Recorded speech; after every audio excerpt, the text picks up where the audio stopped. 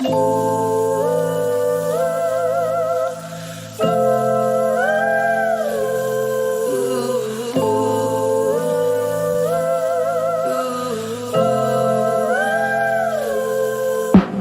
a believer, sometimes I believe the lies of the deceiver. The lies of seeds, when they sprout, they lead to seasons of spiritual amnesia. Deep-seated self-doubt, it creeps in my conscience, feeds my fear. It keeps me up at night, conquered by critical thoughts. My mind is prone to conjure when it wanders, watching my failures. Playback on repeat. I try to change the chain of events, but can't rewind to find the delete button to push. I'm on the edge, it's like the world is about to end. I'm in the middle of Armageddon, with no arms, no weapons, no armor for protection. It's the testing of my faith, and I know the answer, but instead I'm just guessing. Like I forgot that God was my father, and I was set apart for his own possession. His word is my armor and my protection against the enemy's deception. But still I question, how could I receive such an incredible blessing when I feel like I'm less than? Because I went through a divorce and I, a second-rate Christian, I know that's a lie, so I won't listen. Through Christ I'm forgiven, I'm being formed into his image. According to God, I was called from the darkness into his marvelous light. He is near to the brokenhearted and faithful to finish what he started.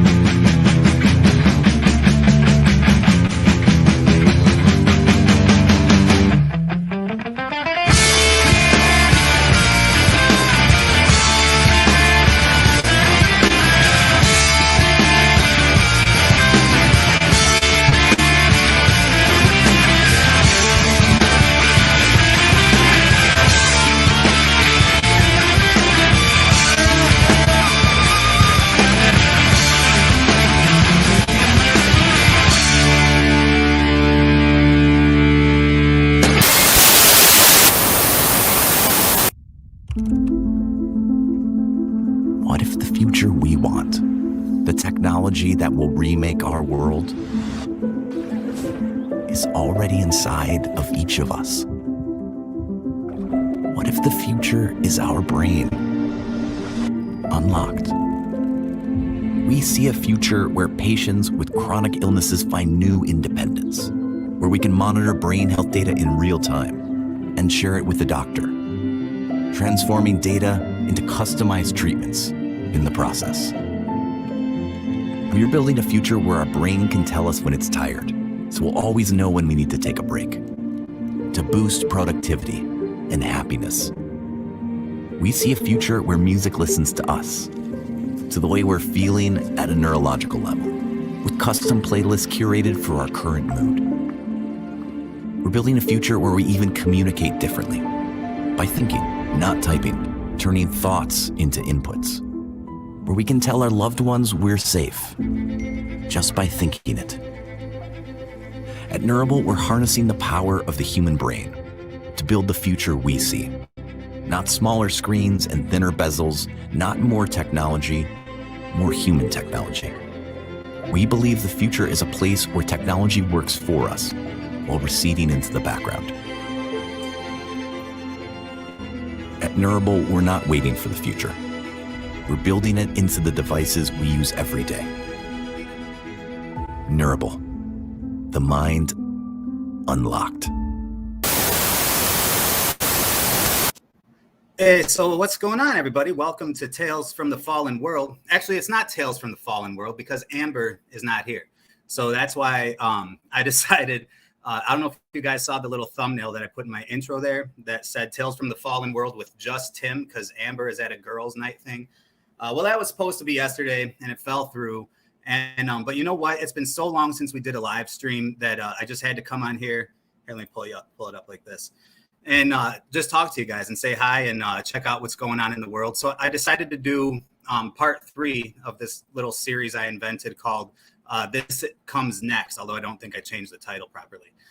So for those of you who have watched the previous episodes of this series, We're pretty much just talking about the World Economic Forum and, or I guess I could say the leaders of the world now. And I'm not going to go through my whole spiel at this point of explaining to you guys how the New World Order works, or the fact that ever since the pandemic started, that these NGOs like the World Economic Forum and the United Nations and all these people are now running the world. We should all know that well by now. But if you don't know, the World Economic Forum provides all types of really convenient resources for investigative journalists or truthers, or just people that actually want to know what's coming next. It's funny because, you know, for those that are just watching the news and just watching all this chaos and pandemonium unfold in the world around us, you know, the media spins it as if these are all just organically occurring, you know, events and all that. But for those of us in the know who, you know, are aware of Agenda 2030, you know, I remember when Agenda 2030 was still Agenda 21. And I've been in this game now for like 13 plus years or something. And it's just kind of nuts because it was like back then, so much of the stuff that's occurring right now, like with this incoming BMI, you know, microchip brain technology, kind of like that thing you just saw in the intro, Neuralink, Neurable, all these companies, you know, the forced quarantines and all these things that have been going on now just in the recent years are this very same things that we've been kind of planning and predicting to come for such a long time now.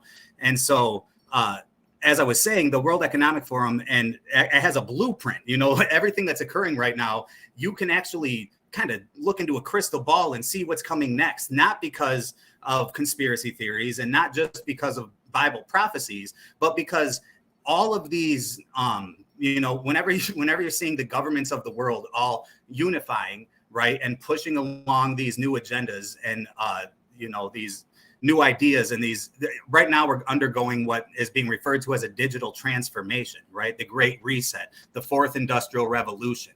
And it's really interesting because what we're seeing is all of these new technologies that have been in development for a long, long time that are related to controlling population and to literally having like the most authoritarian control scheme that you could ever imagine, to actually pushing that onto people, just like the Matrix in 1984 and all these dystopian movies of the past, right?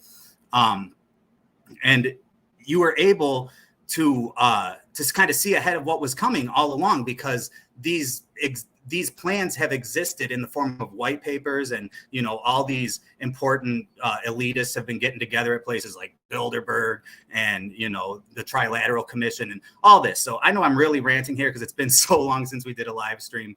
I said all that to say this, that I am a member of, and I'm not really a member, but I've subscribed to the email lists of the World Economic Forum and of all these different groups related to the United Nations. And so it's interesting because on a weekly basis, my email inbox just fills up with all types of what essentially becomes the content for this channel, you know. And it's funny because I've had Fallen World Films for about 2 years now, and numerous times, you know, people have commented and kind of praised me and patted me on the back and said, wow, you really called that one. And I kind of feel like Alex Jones must have felt, you know, 20 years ago, because it's like, no, we're not calling anything. Like, you can see it right here. Just go to this website. Just subscribe to the mailing list. They're admitting what they're doing. They're telling us what they're going to do next.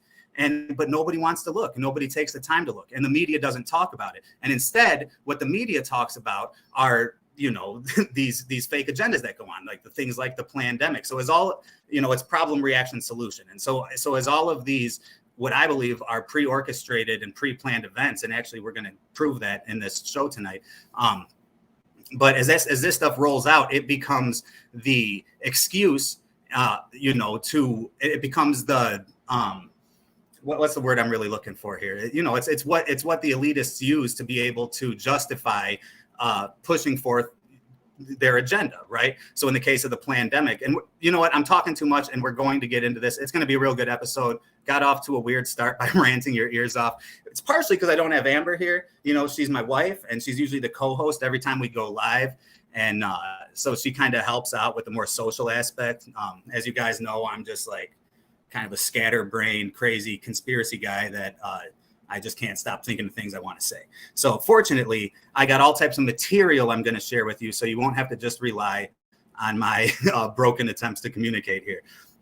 But I guess before we get into that action, I want to address what's been going on with the channel really fast, because we haven't done a live show now in about 4 months, I think. But obviously, most recently, we just released, I guess I just released part 3 of The Heavens and the Earth. So that movie, I am really, really proud of it. It's clocks in at just under 3 hours long, even though it was only supposed to be, I intended for it to be like about an hour, maybe an hour and a half long movie at first. I knew I wanted to talk about Jack Parsons ever since before I even started making part 1 of the series. And in my own research, just I kept coming across, connection after connection, and it was an organic and I believe God-led thing. I was in prayer throughout the production of that movie, and it just took. I'll talk about that later today. I want to take you guys through the journey of what I went through putting that movie together. But there was a lot of spiritual warfare involved in me making that movie. There was a lot of just physical exhaustion. A lot of you guys don't know, but as a father of 6, right? A married man, a father of 6. I work a full-time job that's about an hour from my house. So I put in about 50 hours of work a week. And again, I come home to a house with 6 kids. So I'm a very busy man. And everything that you've ever seen on Fallen World Films is what I've managed to make either in the couple hours I have between the kids' bedtime and my bedtime, if me and Amber aren't hanging out, maybe what I could pop out in the morning before going to work. And then every single day on my lunch break, fortunately, we get an hour-long lunch break at work. And while everyone else eats, I don't eat. I sit in my car, I bring my laptop, I call my car my office. And that's, I literally, that's where I make all my movies. I make it in my car on my lunch break, in my hot car. All my audio and for my videos. This is funny because one thing that's really gotten under my skin in the time of, making films has been now, mainly, I've had a great response. My subscribers are wonderful. I love all of you. And if any of you have made comments like the one I'm about to point out, there's no pain in it. And I appreciate all the constructive criticism I can get. But throughout the time I've been making films, there's been a few people who have pointed out like, oh, the background music is too loud. I hate the background music, and it always drives me crazy for a few reasons. And I'm just going to break down real quick and then we'll get into the show. First off, I make every movie that I've made so far on free software. It's a program called DaVinci Resolve 18. You can download it right now, and it's absolutely free. And you would have the exact same resources that I have. I am not trained. I never went to any kind of schooling or anything. I've never learned how to use this software. All I knew is that I really wanted to make movies and I wanted to get these messages out. And in my own artistic mind, being an artist, I had a certain vision in my imagination that I knew if I could just figure out how to use this software, that I could wrap it up and project it in a way that I envisioned, So that has always been my motivation, but I've never really known what I'm doing. So every movie's gotten a little better. But the reason for the music is twofold. Now, one, as a lot of you know, I'm a musician. I mean, I'm 38 years old as of right now. I spent nearly my whole 20s, even more of a decade, pursuing a music career.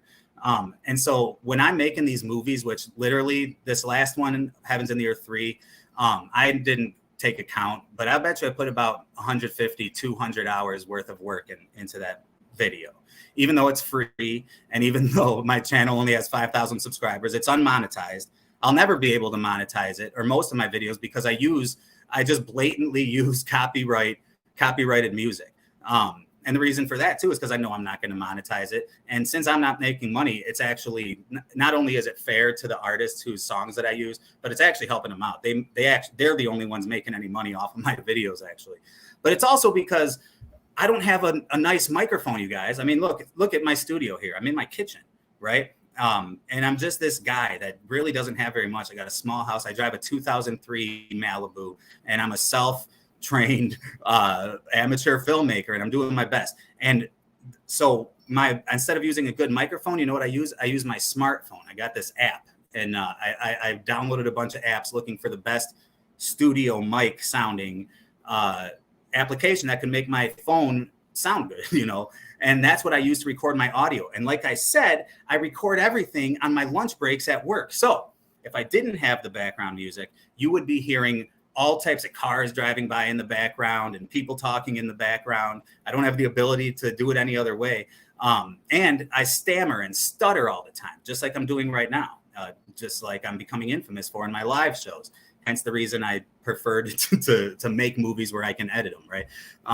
But because I stutter, because I stammer, I end up having to take numerous takes of my vocal tracks, okay? So I say all this just to clarify, there's a good reason I have to have the music as loud as I do in the movies. But if for no other reason, it's my favorite part. Just as a musician, you know, it's so much work, you guys, writing the script. As much as I love it, the worst part is recording the vocal audio, because I just struggle with it. Everything sounds dumb when I listen to it back, so I got to keep doing it. And then, of course, putting the movie together is also a lot of work. Personally, my favorite part is putting in the music in the background. It's where I'm kind of get to exhibit the old musician in me, you know, like I put a lot of time and thought into, okay, what kind of mood do I want to set for this scene? What kind of song? So I'm not trying to bore you guys, but in all the time I've had this channel, I've never really explained to you why that is, even though numerous people have kind of complained about it. However, I suspect most people actually like the music just like I do, because I get more likes than I do downs. Yeah, I see. And Slow Boy Whiteboard's being all nice. By the way, good to see you, Slow Boy. And I appreciate you too. I appreciate Slow Boy Whiteboard more than she'll ever know, man. She's on like however many channels that you've been through now. I know you've been nuked numerous times, but just somebody that came out of the woodwork and just showed a lot of generosity and kindness and encouragement to me and my channel. And then I've since subscribed to Slow Boy Whiteboard's channel, and she posts the best stuff, you guys. I really suggest everybody subscribe to Slow Boy Whiteboard in the chat right now. They just posted the most random stuff. It's just like clips that are just taken from the ether of the internet, but they all pertain to stuff that's either going on in the world today or just, you know, people that have the same kind of, I guess, bent on reality that we do. This is her 5th or 6th channel. So go subscribe to Slow Boy Whiteboard, and thank you, Slow Boy Whiteboard. And as far as coming out of the woodwork, another person, I'm going to make a special, I think, dedicated video for this person. But let me just mention, since we're talking about it, someone else that came out of the woodwork is a brother called Neftali 1981.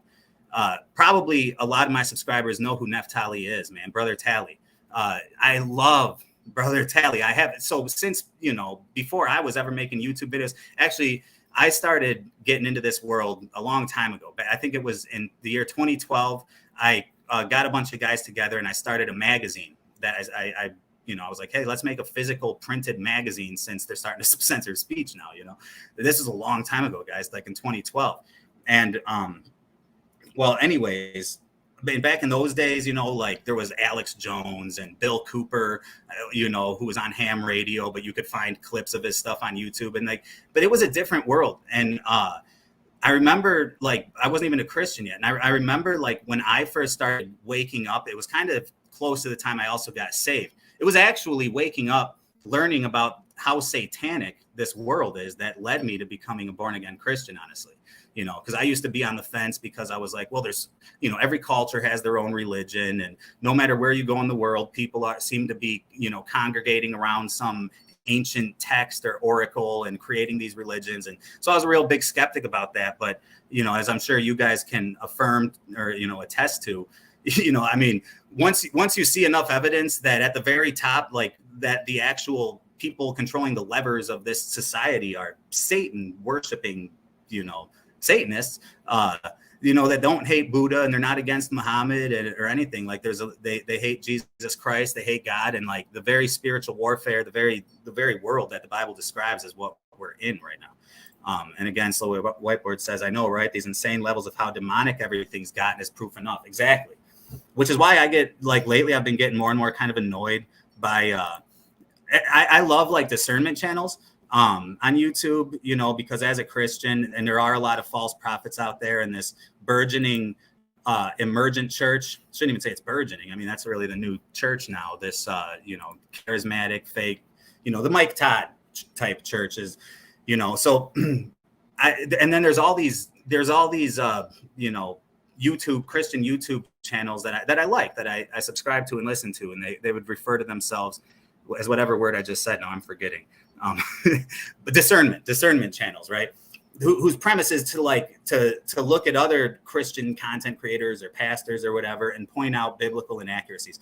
But as to what like Slowboy just said, I mean, things are getting so demonic in this world right now. Things are like so in my opinion, it's just never been easier. Not only to understand the truth about good and evil, God and the devil, right?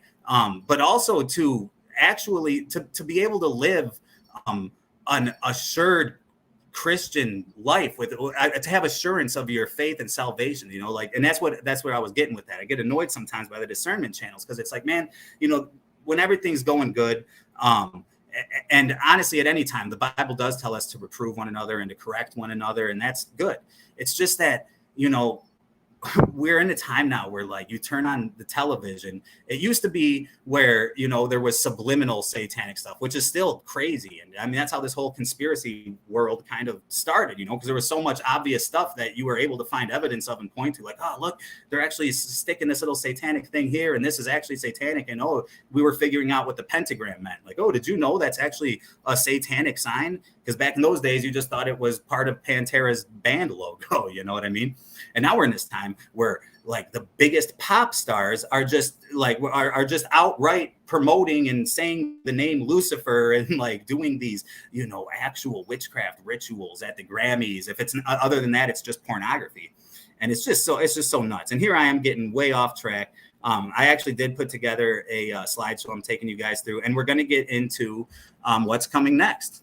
Specifically, the World Economic Forum just put out a report called the top 10 emerging technologies of 2023. And I saw a bunch of stuff about this. Elliot, just getting some water. The kids are up. Whenever I do live streams and Amber's gone, I let them watch a movie in my room because I found they're generally better behaved that way than if I just put them to bed. Because if they hear me up, they're just going to start fighting and screaming and coming out here. Oh, and look, Amber's in the house. This is my wife, you guys. Hey, Amber, I love you, babe. It's weird doing this without you. Elliot, do you want to say hi real quick? Say, don't forget to like and subscribe. You too shy and nervous? That's all right. I probably shouldn't be showing you off anyways. Get back to the movie. I'm doing my show. I love you.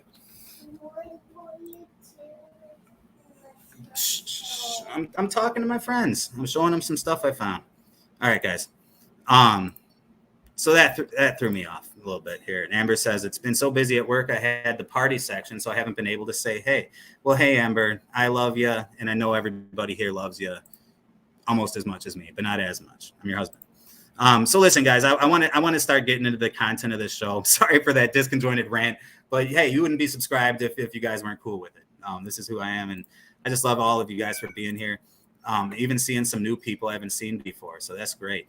Amber, you're at work, but if you can hold it down in the chat, you know, I appreciate it.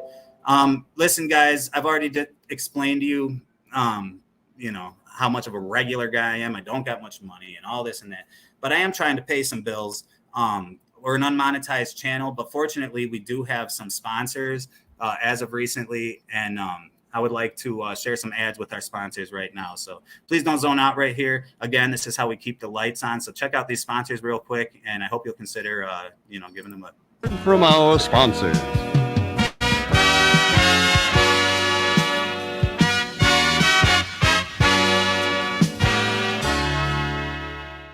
You lay down in bed to watch TV, then you prop up your head so you can see. You pile those pillows, but it just won't work. It's hard to see and your neck starts to hurt. Introducing the incredible TV glasses, the new glasses that let you see at 90 degrees. Now you can watch TV in bed without lifting your head. And TV glasses fit easily over prescription or reading glasses. Simply lay back, put them on, and watch TV comfortably. Whenever you want to take control of a TV or VCR, look no further than your wrist. It's a game. The Casio remote control watch. The perfect gift.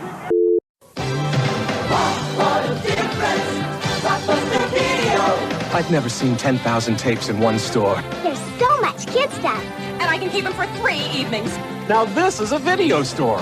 Ordinary video stores don't even come close to Blockbuster Video. You've just got to see it to know what we mean. Wow. Wow. Wow. Getting through a long commute? You need TV Hat. Stuck in an airport? Time flies with TV Hat. Watch what you want on your lunch break, only with TV Hat. Want to watch the game while the kids watch cartoons?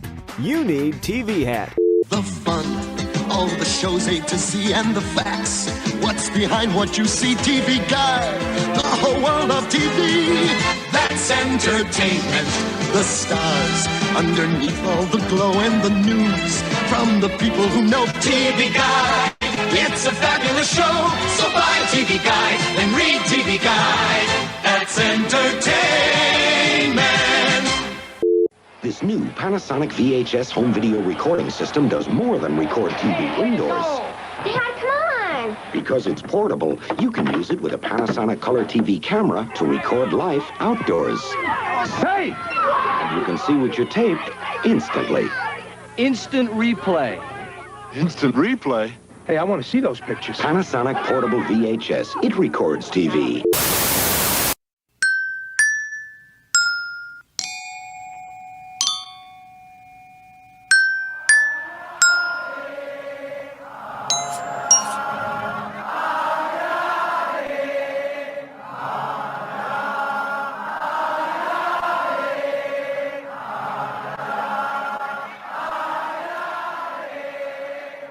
In our obsession with antagonisms of the moment, we often forget how much unites all the members of humanity. Perhaps we need some outside universal threat to make us recognize this common bound. I occasionally think how quickly our differences worldwide would vanish if we were facing an alien threat from outside this world. And yet, I ask you, is not an alien force already among us? What could be more alien to the universal aspirations of our peoples than war and the threat of war?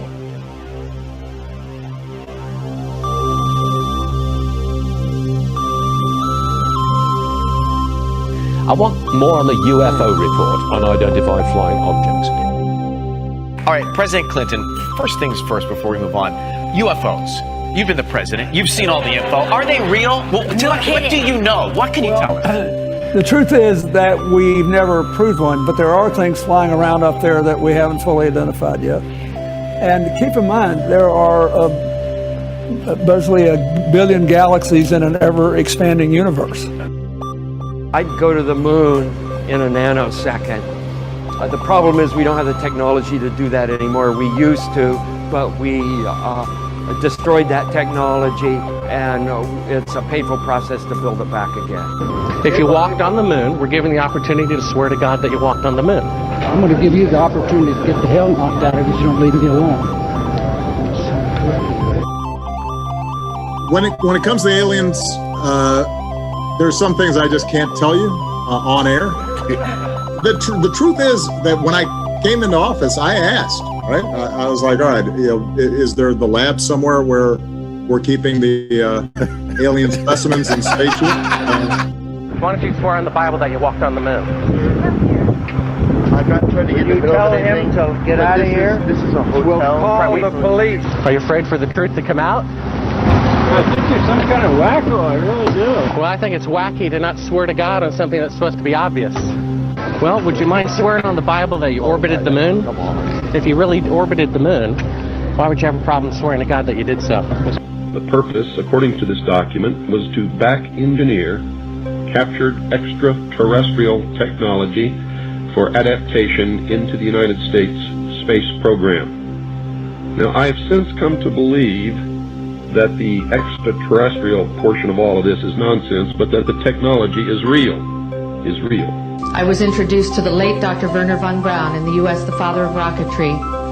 In my first meeting with him during that first 3.5 hours, he said to me, Carol, there is a lie being told to everyone. I believe that many of us were shown these documents over the years so that later we would talk about it. I mean, how can you keep the existence of extraterrestrials, if they were real, a secret?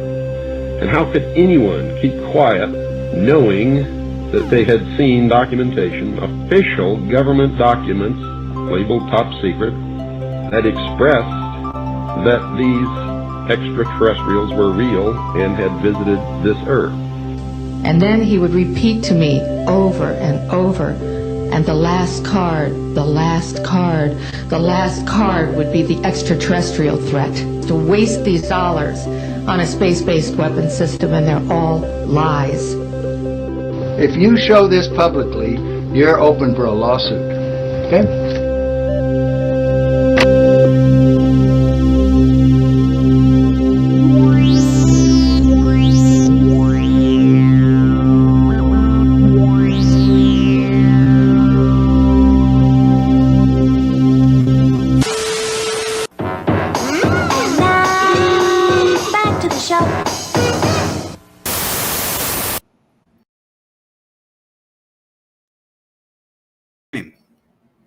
Oh, okay. Sorry, guys.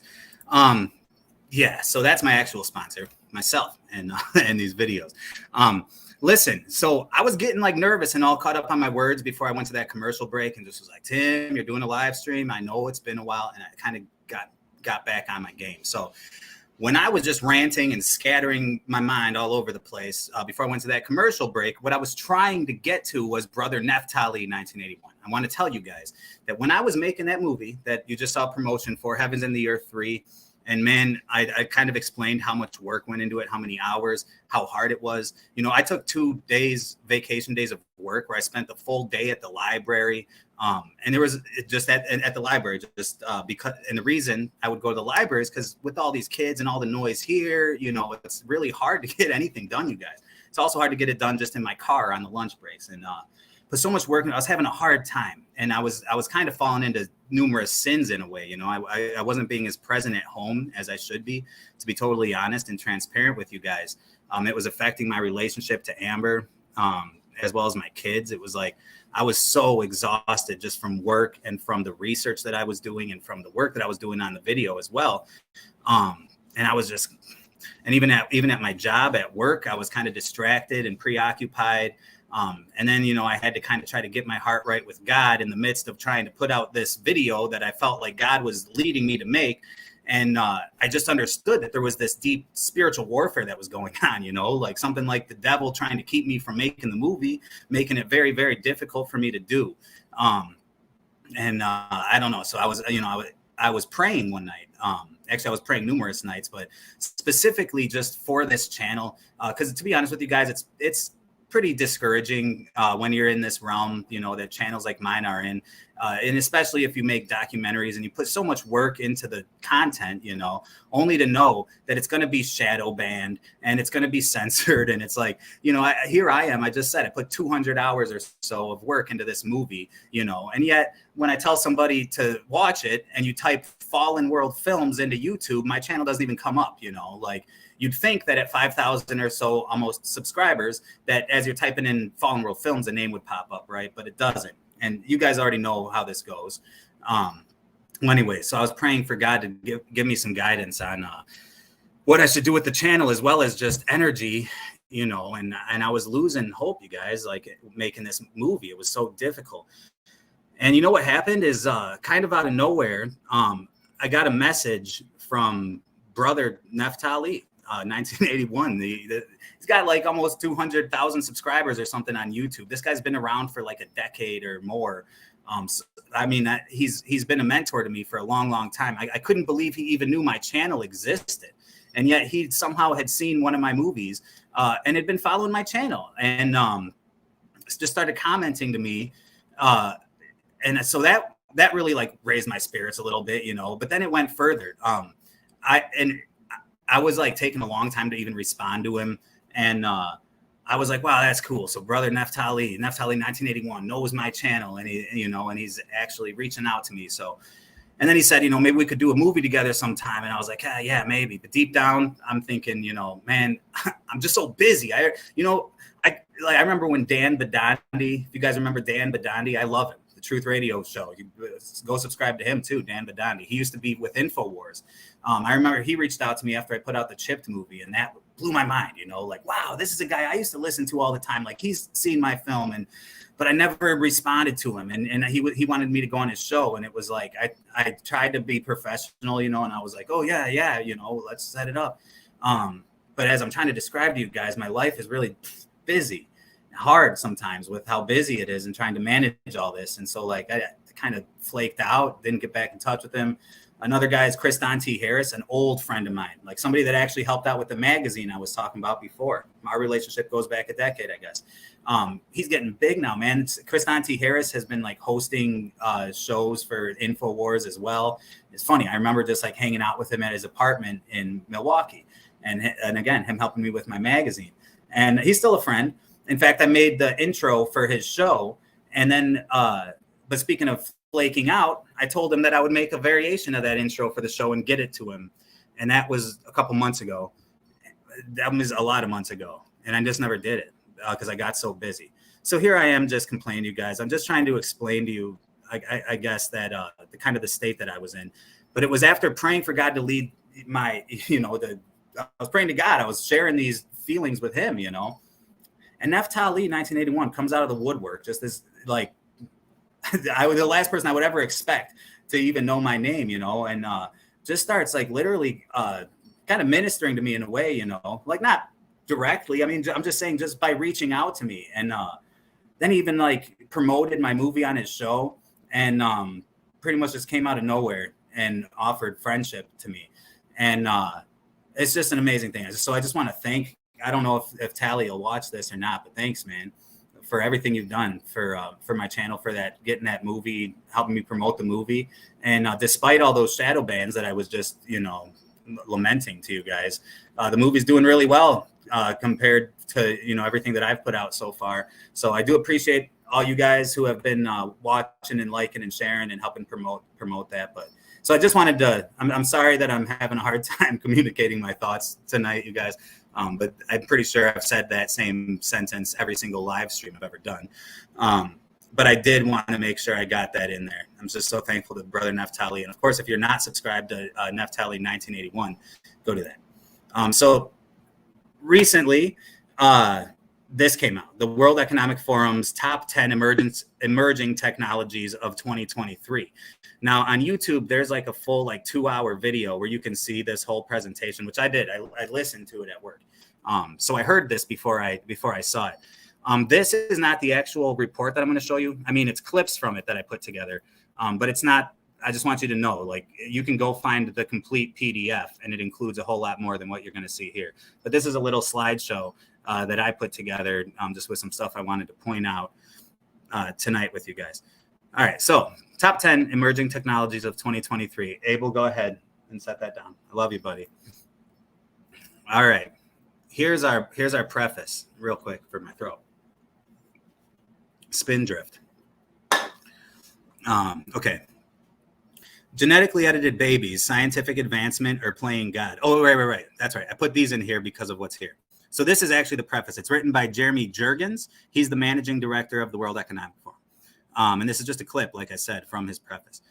For more than a decade, the forum has been surveying academics, industry leaders, and futurists on the emerging technologies set to transform economies and societies. I really want you guys to really digest the gravity of the language that's used, because this is the thing. Whenever you research these, these plans and agendas and strategies regarding the future implementation of this, digital transformation that these NGOs are talking about, they speak about it so casually that you're almost tempted just to be like, oh, cool. And I'm not going to take the time to break down every sentence like I've done some shows in the past, but I might have to sometimes. But even just that first sentence, there's so much there. So I just want to say that as my own preface. In doing so, the top 10 emerging technologies of 2023 report seeks to help professionals across sectors and industries anticipate exponential technologies, interpret their implications, and champion industry-shaping and society-serving applications. Since the first edition in 2011, the annual report has identified little-known technologies that have gone on to have global impact. For example, the precise genetic engineering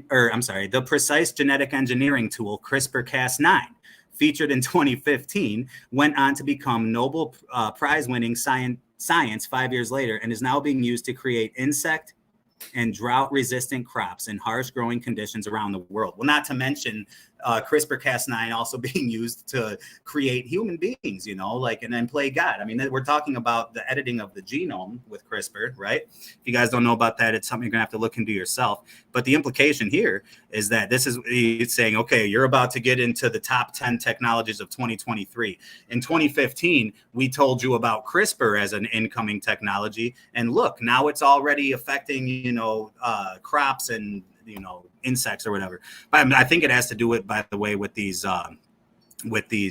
Bill Gates mosquitoes, or you've read the stories about all these like mosquitoes that are being, you know, biologically edited and put out there. This is in that same ballpark. But anyways, the point here is that your World Economic Forum, and I want you to pay attention to this. He's bragging about how before CRISPR-Cas9 was the thing that, you know, would become popular, you know, it was on their radar. Okay. And you'll see why in a second. Growing conditions around the world. Messenger, and I'm not going to try to say this, but it's mRNA, okay? And I got to be careful here. I don't want to end up like Slow Boy Whiteboard, right? I'm not sure. I've heard that YouTube has eased up their restrictions about talking about the pandemic. But I'm just going to skip over some words here, but just to be safe. But, you know, the whole mRNA magic potion thing that was forced on people against their will, it earned its place in the 2017 report, okay? And it became the technology underpinning the majority of the pandemic, magic potions protecting lives worldwide. In the few years since AI-led molecular design made it into the 2018 list, DeepMind's AlphaFold has predicted the structure of 200 million proteins, and this is artificial intelligence. And the first AI-discovered drugs have entered clinical trials. So I could have put more clips in there, but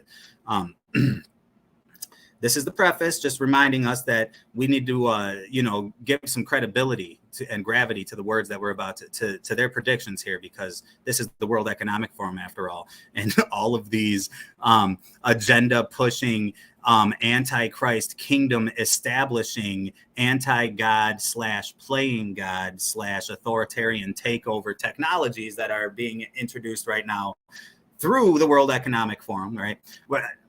I'm getting too far ahead of myself. We're going to get into all this. So I just threw these: genetically edited babies, scientific advancement, or playing God. These are just two random headlines.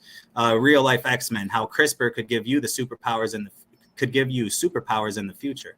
Of course, in his preface, he points out how it's helping with crops, but the reality, when you're editing genes, so here's an introduction. In the introduction of his 2016 book, The Fourth Industrial Revolution, Klaus Schwab advised that humanity should take dramatic technological change as an invitation to reflect about where we are and how to see the world. Interesting that he would say that in his 2016 book, right? And I guess it's so convenient that a few years later we would just happen to undergo the crazy pandemic that killed off half the world and ravished the city streets and literally turned the world into a dystopian nightmare. Oh, right, that didn't happen. But the only reason that didn't happen is because they quarantined us. That would have otherwise happened. Anyways, the top 10 emerging technologies of 2023 report is an ongoing response to the invitation. I already read that. Blah, blah, blah. So we're talking about Klaus Schwab here. And again, his Fourth Industrial Revolution book, which conveniently comes out right before this great problem, reaction, solution scenario, of the pandemic, wherein we now have a justification to move forward with all these things that just happen, All right, you already know. Consistent with the Fourth Industrial Revolution, several of the technologies cited use data and computing to enhance public health. And by public health, in the long run, this includes life extension and even cloning and all types of crazy stuff. But public health is a nice way to summarize it in a non-threatening way. The list explores how AI is enabling improvements in healthcare delivery, especially to those who live in less well-resourced areas. How flexible batteries are powering wearable technologies and bendable displays that enable wearable medical devices and biomedical sensors, and next-generation neural electronics, Neuralink, they're talking about the microchip here, that can interact with millions of cells at once more safely. With mental health issues more pressing in the post-pandemic world, virtual shared spaces in the metaverse are facilitating global outreach to serve those in need. all across the fictional globe, this is happening. In this report, you'll learn about how spatial omics is creating a new generation of molecular level cell atlases to help unlock life's mysteries. By the way, when we get to that section, I just had to bypass it because it was getting too late and the show was about to start. Because like everything else in life, I do this at the last minute. Beyond the understanding, I'm just skipping ahead here. I don't want to read the rest of this, but here's the introduction. So here's the first emerging technology of 2023: flexible batteries, powering wearable technologies for healthcare and e-textiles. From rollable computer screens to smart clothing, the future of electronics looks to be increasingly flexible. The rapidly escalating development of wearable devices, flexible electronics, and bendable displays demands power resources that match the agility of these systems. Standard rigid batteries may soon be a thing of the past, as thin, flexible batteries made of lightweight materials that can be easily twisted, bent, or stretched reach the market. Several types of flexible batteries are currently available. These batteries are rechargeable and include lithium or zinc, blah, blah, blah. So it's this, now what's and it's going to go on to say just how important these flexible batteries are going to be moving on. Now, there's an obvious case to be made for how great flexible batteries could be, obviously. I mean, I can envision, from the standpoint of gadgets and devices and this, real world applications for a flexible battery where that would be a useful thing to have. But, in the same way that the pandemic has ushered in the necessity for all of, for things like magic potion passport, right? And for, the CCBD or whatever it is, the digital currency, all of this stuff, which the pandemic conditioned society, where it was like, oh, well, in response to the conditions of this pandemic that are artificial, we now need these new systems, right? I'm saying all that to say this: what happened during that is a lot of stuff. And one thing that we went over on the previous episode of this very show, part 2 of This Comes Next, or whatever the heck it is, reading the blueprint, this thing I'm doing right now. In the last one, we talked about how there was a microchip shortage, if you guys recall. Probably still is, I don't really know. But that was huge news during the midst of the pandemic, right? And it's and they were saying because everybody has to stay home and people can't work because of the disease in the street that was just ravaging the world, everybody was spending more time on their phones and on their tablets and on their devices and buying more things like that. So it was now necessary that we needed to produce many, many, many more microchips. Right. Also, these new cars use microchips, and pretty much everything, and as you're going to see by the end of this list, virtually every single thing, but requires some kind of microprocessor, and some kind of microchip. Well, anyways, I was speculating that from my standpoint, as we're watching, we know what the actual agenda has always been since the prophecies of the Bible, right? Where eventually there will be a dictatorship sitting under like the actual reign of the Antichrist, and the entire world will be in complete submission to this singular figure, right? This Antichrist, and a representation of a global government. Now we got the global government, we got the world government, if you'd rather call it that. You just see it all moving this way. So in that same light, as we've seen, and like we were talking about earlier, like this satanic, stuff just being more brazenly promoted by mainstream sources and these kinds of things, right? Where we understand, as Christians understand, people that even maybe non-Christians that are even familiar with what the Bible says, you should be getting deja vu with a lot of the stuff going on right now, right? Because it rings of a worldwide tyranny, right? And that's something that, of course, is just historically a concern, because, the example of evil madmen that want to rule the world is something that has been well established all throughout history, and we accept that. And so, but now we're dealing with all of the governments of the world, through the pandemic being what I believe was the Trojan horse of the actual implementation of this new world order. So now you have the whole world, right? That's like pushing this on us. You guys already know this. So it brings us back to flexible batteries. I'm telling you, this chip is coming. My first movie, my flagship movie for Fallen World Films, is called Chipped. And you guys, I mean, who doesn't know about the old microchip conspiracy? Well, that's not a conspiracy anymore, you guys. We're sitting here, we're going to read right in this 2023 top 10 emerging technologies. You're going to see the framework for supposing the Antichrist did want to use a microchip as his mark, right? Just hypothetically. Well, that's now not only possible, but the tech is being rolled out commercially. So let's move on. Science news, a new brain-computer interface with a flexible backing. Well, for a flexible brain-computer interface, it would be good to have a flexible battery in that, right? Hence the first emerging technology. But this was from back in 2022. Okay, and there's a lot of patents you'll find for flexible biotech. That's what they call it, you know, the technology for your body. Old schoolers like us would refer to this as transhumanism. Okay, but anyways, like for their devices, their flexibility is where they're all trying to go. So henceforth, these flexible batteries are so necessary. But flexible batteries, like I said before, would be good for all types of stuff, right? But I really do think that the priority here is for something very specific.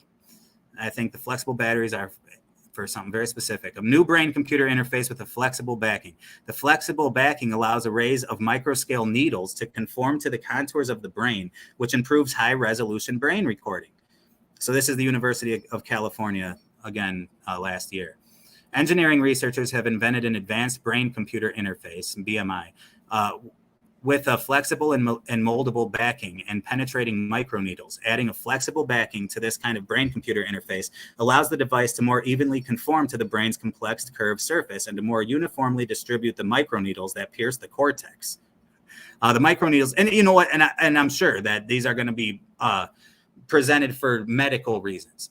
And I'll tell you right now, if my mom, my wife, my kids or something like that had some kind of, you know, ailment, or they were really sick or suffering from some kind of thing that they needed some kind of surgery or brain surgery, and they were like, oh, you know, the most effective thing. So I would totally go for it. So I'm not there inherent. I do not see an inherent evil in technology. Okay.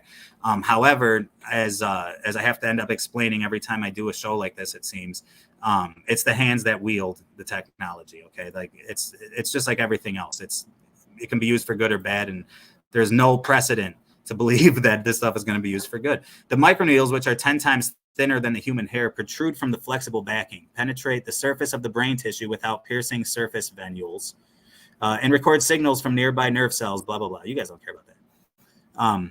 Nature Electronics is another article I found. Brain-computer interfaces, which allow direct communication between the brain and external computers. Now, this is like what you saw in the intro, this Neurable device. Like very soon now, and again, I want you guys to watch my chip documentary. I'm actually going to show you a trailer, I think, because it was like literally like, I mean, recent memory that it was a relatively conspiratorial idea that the technology would actually exist for you to be able to transpose a thought or something from your own imagination into the physical world, right? Or to be able to telepathically move things with your mind through digital assistance. And that is... well, it's here. And it has been for a while. We know about that. Like, I mean, they've already for long had devices. Like, they've been able to give amputees, for example, you know, robotic limbs that are interfaced with the brain. And so I'm not trying to, you know, be sensational here and say like, oh, this is all, you know, rolling out now. It's this brand new thing and it's only going to be used for evil. But I'm just saying, if you're expecting this kind of stuff to roll out like we all have, it continues to roll out. Brain-computer interfaces, which allowed for direct communication between the brain and external computers, have potential applications in neuroscience, medicine, and virtual reality. And virtual reality is really big because, again, when robotics are the ones taking care of all the manufacturing and work, and when we literally are replaced by the automated industry that is being rolled, that's what the fourth industrial revolution is, you guys. The revolution, the fourth industry, the fourth industrial age, I guess, that Klaus Schwab would tell you we're in now is one where everything's automated and the human isn't needed. You know what the human is needed for? It's just like the movie WALL-E. We're needed to sit at home and to interact with media and with content and to produce content and pretty much just to amuse ourselves to death. Great book, by the way, Amusing Ourselves to Death. Come on. Current approaches are, however, based on conventional rigid electronics and are limited by their intrinsic mechanical and geometrical mismatch with brain tissue. This is still about the flexible stuff here, you guys. Flexible electronics. I put this in here because I'm just trying to make a case that I think these flexible batteries are, I think the reason they're so integral to and being praised as a top 10 emerging technology is because of their application specifically in biotech. That's what I believe. But again, they'll be used everywhere as well.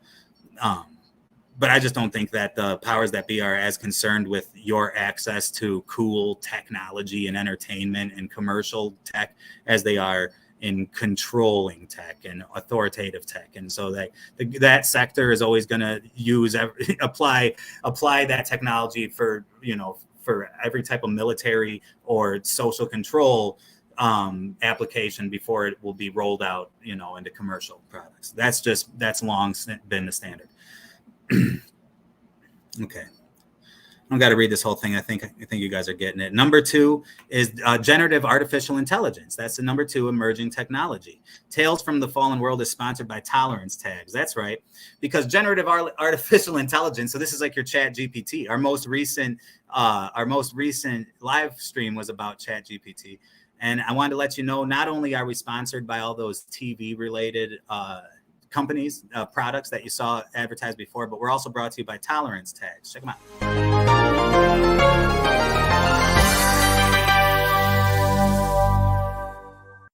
Introducing Tolerance Tags, the ultimate way to connect with other woke individuals and signal your virtue to the world. Are you tired of constantly having to explain your beliefs and values to others?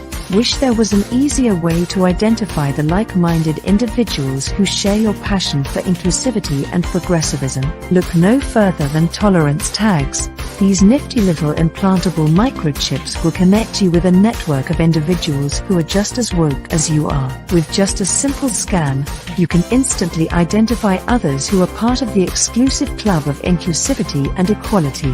No more awkward conversations or trying to explain the nuances of your beliefs to others. With Tolerance Tags, you can signal your virtue to the world and bask in the warm glow of your own righteousness. So what are you waiting for? Join the woke revolution and get your Tolerance Tag today. Because nothing says I'm a good person quite like an implantable microchip in your body. So that's the Tolerance Tags. I put that here because I made that little video, but ChatGPT wrote the script for me, if you recall from that live stream. So yeah, generative artificial intelligence, it can help you make things like that. I also made this commercial with the help of ChatGPT.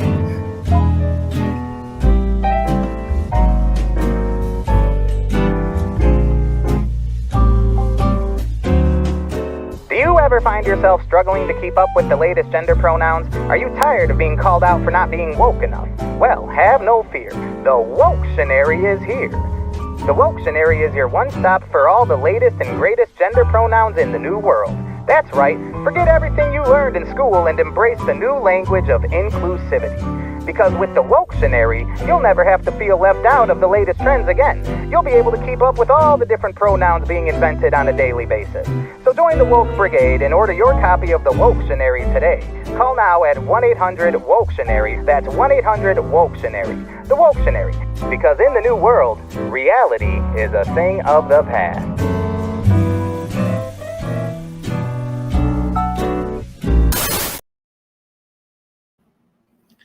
The link's not even in the description. Yeah, so it helped me make that too. So the Woketionary. So yeah, number 2 technology, generative artificial intelligence. Now I just started moving through there because at this point I was like, oh shoot, I don't got much time. The show's going to be starting in just like an hour, and the kids were still in my way. I just had to send Elliot to bed again right now. So I didn't want to talk about this sustainable aviation fuel. Not that there's probably not something there to find, but I just kind of moved right ahead to things I found interesting. We'll get more into this in the future, maybe. Now that I'm done with the movie, I can start doing some more live streams for a while and just kind of relax. Designer phages, engineering viruses to augment human, animal, and plant health. So the number 4th emergent technology is designer phages, engineering viruses. That just sounds like something that, I've heard of before. little Wuhan going on here. But obviously they've been making viruses forever, super viruses. You know, I've heard it said that, you know, there's viruses that could literally just eradicate humanity that are just sitting in petri dishes somewhere, you know, in different laboratories at different universities. But again, we're talking about, remember at the beginning of this when they were saying how in 2015 their emerging technology was CRISPR, and then now I mean, I guess CRISPR still isn't fully recognized publicly, but if you follow these things, you would know that it's made a lot of progress. And then they also mentioned how the mRNA, right? Okay, well, it brings us to this, okay? Because as far as engineering viruses go, that being a new emerging technology, remember Event 201 before the pandemic, right? Where, and again, I don't know how much I could say here, but are these guys just that good at being a foot ahead of the game, or did they create the game? In fact, check this out.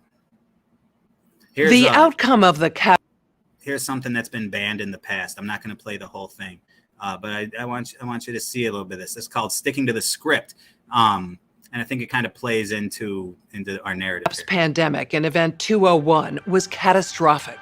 65 million people died in the first 18 months. The outbreak was small at first and initially seemed controllable, but then it started spreading in densely crowded and impoverished neighborhoods of megacities. From that point on, the spread of the disease was explosive. Within 6 months, cases were occurring in nearly every country. The global economy was in a free fall. The GDP down 11%. Stock markets around the world plummeted between 20 and 40% and headed into a downward cycle of fear and low expectation. Businesses were not borrowing, banks were not lending. Everyone was just hoping to hunker down and weather the storm. Economists say the economic turmoil caused by such a pandemic will last for years, perhaps a decade. The societal impacts, the loss of faith in government, the distrust of news, and the breakdown of social cohesion could last even longer. We have to ask, did this need to be so bad? Are there things we could have done in the 5 to 10 years leading up to the pandemic that would have lessened the catastrophic consequences? We believe the answer is yes. So, are we as a global community now finally ready to do the hard work needed to prepare for the next pandemic?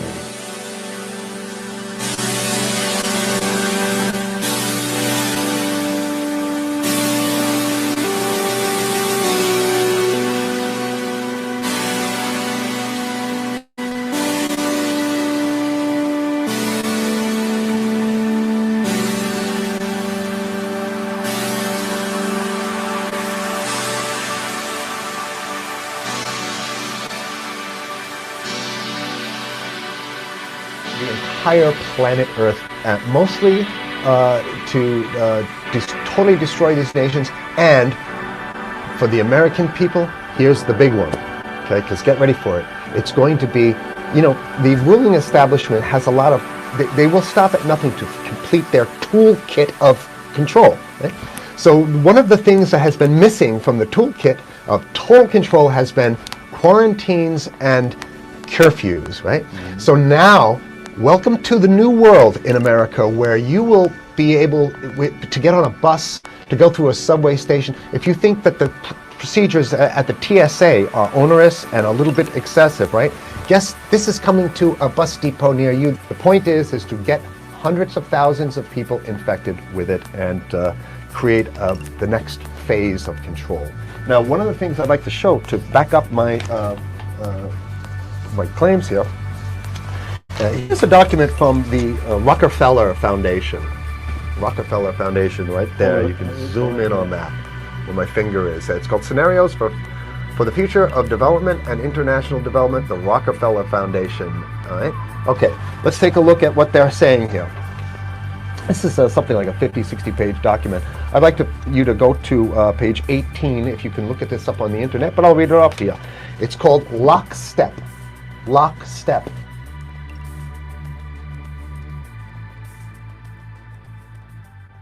These epidemic events are getting more and more disruptive to health and to economy. And the reason we called it Event 201 is we knew eventually one of these days, one of those events would be the big one. And that big one would really challenge our capacity to respond. And to respond to the big one, we do need to have all hands on deck.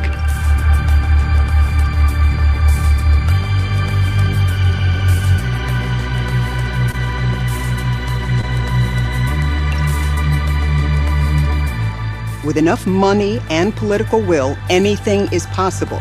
Let's get going on this now. Thank you both for this extremely important discussion. Our U.S. affiliate has just released polling results on public expectations for a vaccine. A majority of Americans expect a vaccine to be available within 2 months, and 65% of those polled are eager to take the vaccine, even if it's experimental. In related news, a significant demand for personal protective equipment like N95 masks and gloves are on the rise due to the pandemic. However, globally, hospitals are running low. Additionally, other critical medical supplies such as saline and antibiotics are dwindling. Countries and companies are reportedly stockpiling supplies, disrupting healthcare supply chains, causing dangerous shortages in many parts of the world. They call it a scenario. These are scenario narratives, and they speak about it in the past tense. So they put out this scenario, lockstep. A world of tighter, top-down government control and more authoritarian leadership with limited innovation and growing citizen pushback. In 2012, the pandemic that the world had been anticipating for years, nobody was anticipating a pandemic, finally hit. Even the most pandemic-prepared nations were quickly overwhelmed when the virus streaked around the world, infecting nearly 20% of the global population and killing 8 million in just 7 months, the majority of them healthy young adults. The pandemic also had a deadly effect on economies. You can see the agenda, just naked, raw, naked control agenda written down, and it's anybody's guess how this becomes effectuated in real life. So whether this is written specifically as marching orders or whether people take it upon themselves in the intelligence networks to say, okay, well, this has been produced, so this is the plan here. But these narratives have to be written in advance because the intelligence agencies don't know how to do these narratives. They need help. So these think tanks, they come up with these like Rand Corporation, Rockefeller Foundation. These are think tanks of death. They're not the think tanks. They're not there to find great ways to help people. Right?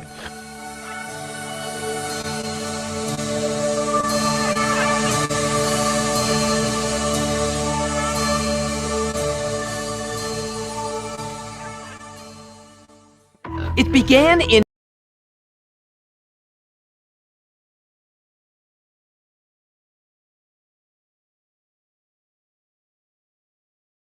No sound. Oh, shoot. Wow, I'm sorry, you guys. Good thing I can edit that out after the fact. Wow. Okay, well, not only was there no sound, but there were all... you boomer. There were also other technical difficulties. I had this banner going that said link in the description to our YouTube or to our Rumble channel, but I don't even have anything in the description yet. So anyways, it's rumble.com/fallenworldfilms. And I hope that you guys, I'm sorry, you guys. I am. So this is pretty common in our live streams. At least at one point, I forget to hit the microphone button. One thing I love about YouTube, so I'm kind of burning on YouTube, telling you guys to go to Rumble. But I will say with YouTube, they give me, I'm so sorry, you guys. They give me the ability to edit after I post something. So I'll be able to fix that for future viewers. Ah, man, that just drives me crazy when I do that kind of stuff. Anyways, so yeah, please go subscribe at Rumble. I was explaining when you guys couldn't hear me and was watching my mouth move. I was explaining how The Heavens and the Earth 3, I actually premiered it on Rumble a day before I premiered it on YouTube. Yes, I'm on Rumble. So just go to rumble.com/fallenworldfilms. I was supposed to put it in the description, but again, I ran out of time. So I'll do that later as well. So the future viewers of this are really going to get the best experience, you guys. They're going to hear the entire thing, and they're going to actually be able to click links in the description.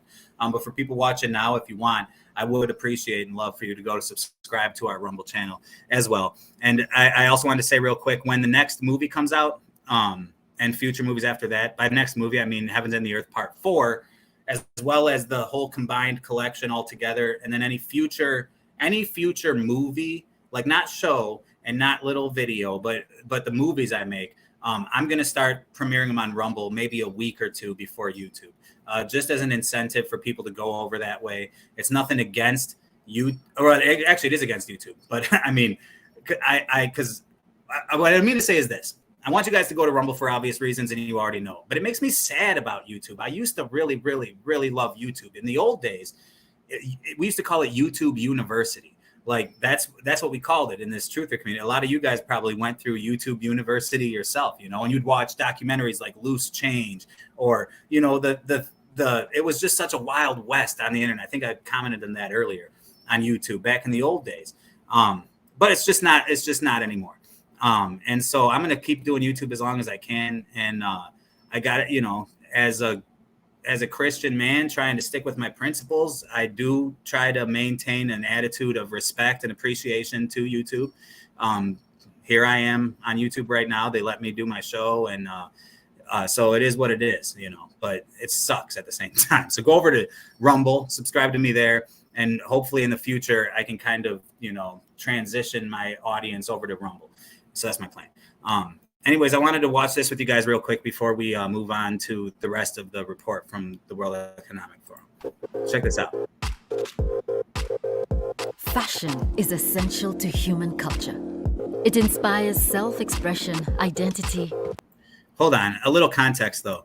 I'm subscribed to all of these different World Economic Forum or UN-based YouTube channels. There's hundreds of them. You guys should do the same thing. You can do the same thing I'm doing, and it would probably be good if more people were like getting ahead of the game when it comes to this kind of stuff. But literally, if you just type in UN on YouTube and go to and search according to channel, you'll see that because there's all these different subgroups, right? When it comes to the United Nations, as well as most of these NGOs, and they all have their own YouTube videos or YouTube channels, I mean to say. And they put out these videos regularly, and they never get very many views at all. And I got to imagine that most of the people watching them are fellow elitists, maybe these are things they use in their seminars. I don't know. They're right there on YouTube. I mean, they got subscribers, but it's crazy to me because it's like, I feel like I'm just able to go online and just find this stuff right directly from the horse's mouth. And then I share it with, you guys and my, the world through my YouTube channel. And everyone's like, wow, I can't believe that. That's so crazy. And it's like, yeah, but they just say it. Just so go subscribe yourself and you'll see they're going to put out a video and it's going to say, and whatever videos that you're going to see, it's always seems there's this weird, I don't know what the right word is for it, I guess, universe. I don't know what the word is I'm looking for. But the point is at any given time, you'll see the agenda getting pushed simultaneously throughout all these different branches of these NGOs, So on my daily routine, if I look at YouTube, I'm going to see, because I'm subscribed to so many of these little weird channels, I'm just going to see a bunch of stuff from these little UN groups, a lot of which are from different countries and just translated into English through captioning, and also World Economic Forum stuff, or from Bill Gates, the Gates Foundation and the Rockefellers. They got their own YouTube channels and stuff. And you'll see that they push these agendas at the same time. And you just kind of get a glimpse into how this is all being operated. So I say all that to say this. This is from one of those channels. And it's this new narrative, I guess, that they're trying to push. And what it really does is sums up the very thing that we've always understood, and what I made my movie The War on Kids about, which is that celebrities, the root word being celebration, right? Celebrities are celebrated people. I say this a lot, but it's an important thing to understand. It's cringy if you call yourself awake to also be a big fan of these big stars, you know what I mean? Because you have to understand that any celebrity in the entertainment industry that's being promoted to you, is really no more than a mouthpiece and spokesman for the people that own those companies, corporations, and industries that said celebrity is getting paid by. And therefore, it really just boils down to that, the Rockefellers and Rothschilds can't go out on a stage and tell millions of kids what they want them to do. But Miley Cyrus and whoever, I don't even know what the popular pop stars are anymore, but they can go out and kids will listen to it. So I still have to say this. They put out this video and you're going to see for yourself. They're just kind of pushing that agenda. We need you guys. We need entertainers and we need artists to help fight against disinformation and help train the culture to accept the Agenda 2030. Fashion is essential to human culture. It inspires self-expression, identity, and belonging. It informs values and shapes the very notion of desire and aspiration. Fashion is also one of the most powerful marketing engines on earth. What designers, the media, and influencers say determines what and how much we choose to consume. Imagine if all of this power was redirected towards sustainability.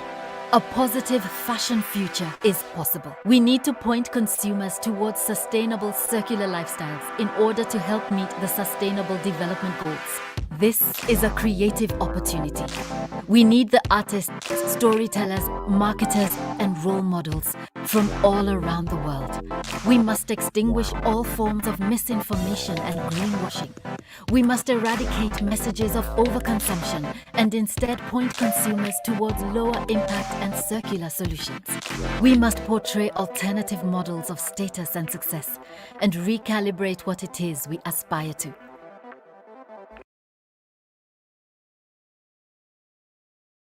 We must explore, explain, and celebrate the way in which fashion is deeply and positively intertwined with nature, with rich cultural heritage, and with diverse communities.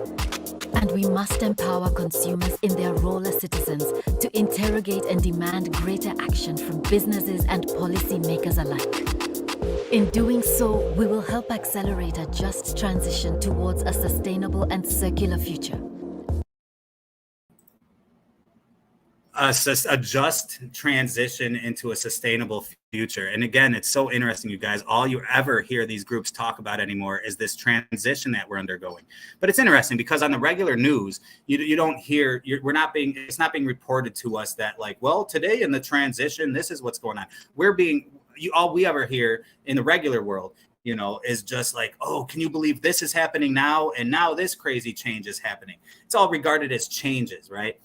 But to these groups, right, and to these again, these new world order companies, so the United Nations, again, the World Economic Forum, these NGOs like this, who are actually the new governments of the world, and they're all united under the umbrella of the United Nations, and again, the Bible talks so much about, how the Antichrist is going to, in order to have a dictator over the entire world, then you're going to need to have a structure in place that allows for for that to exist, right? And right now we're actually seeing how the governments across the world folding under the authority of this one centralized authority, right? And they're actually called the United Nations. Is that not that's just another version of saying one world government, United Nations? By the way, the World Government Summit is where I get a lot of these videos from.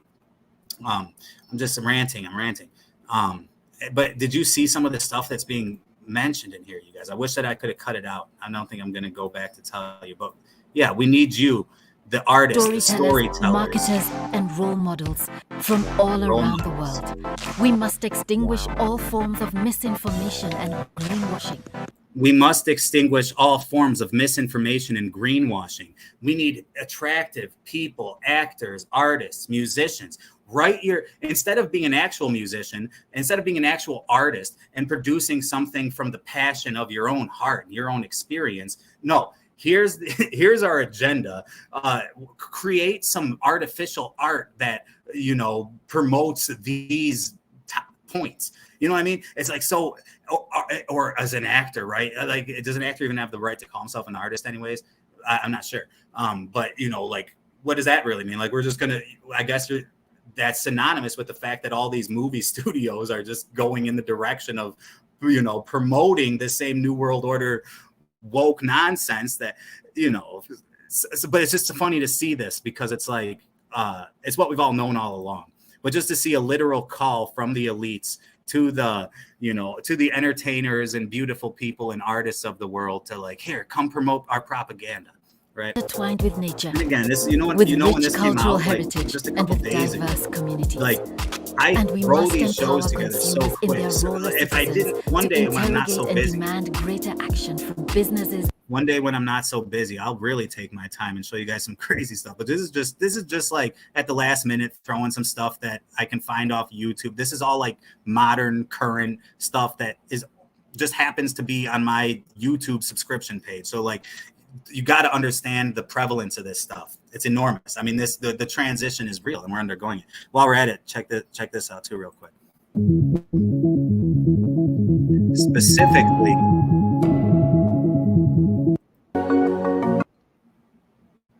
Specifically, this lady. Listen to this lady, and then I'm going to come back and talk about it. We're going to finish off the list, and then we're going to wrap things up. This lady. All right, we'll just maybe.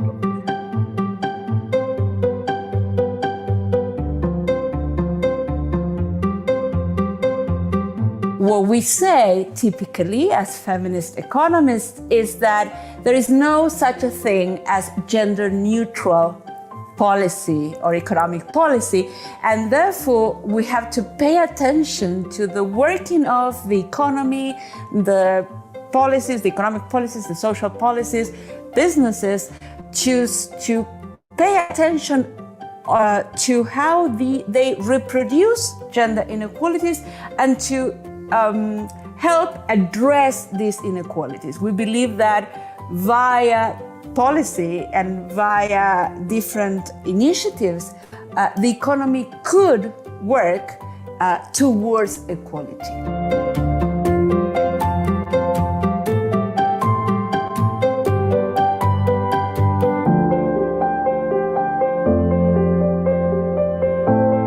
Gender inequalities combine and reinforce other inequalities. And then if left on their own, the economic system reproduces these inequalities. So it's not that inequalities exist outside the economy and then the economy works in vacuum.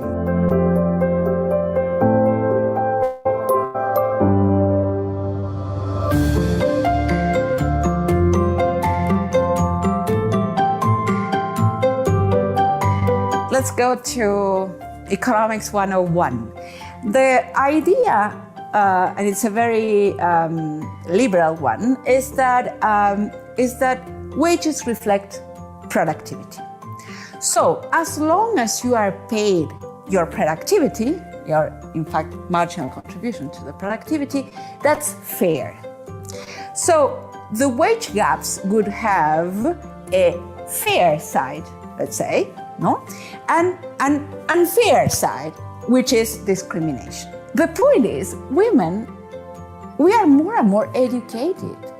It's very hard to claim that we contribute less to productivity, or that we, although it is the case in very many places, we work less hours for pay. Typically, we work more hours when the unpaid care work is added. But setting that aside, even if we adjust by productivity and by all these things that could justify what we observe, the gender wage gaps remain.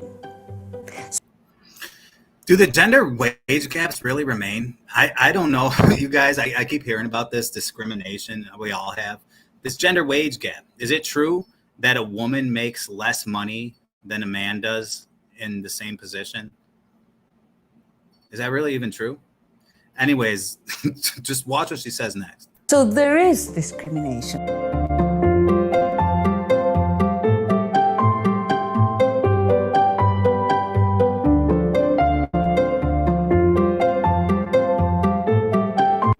Once again, relatively convenient to the narrative, right? That the pandemic would result in women being even more marginalized. Convenient.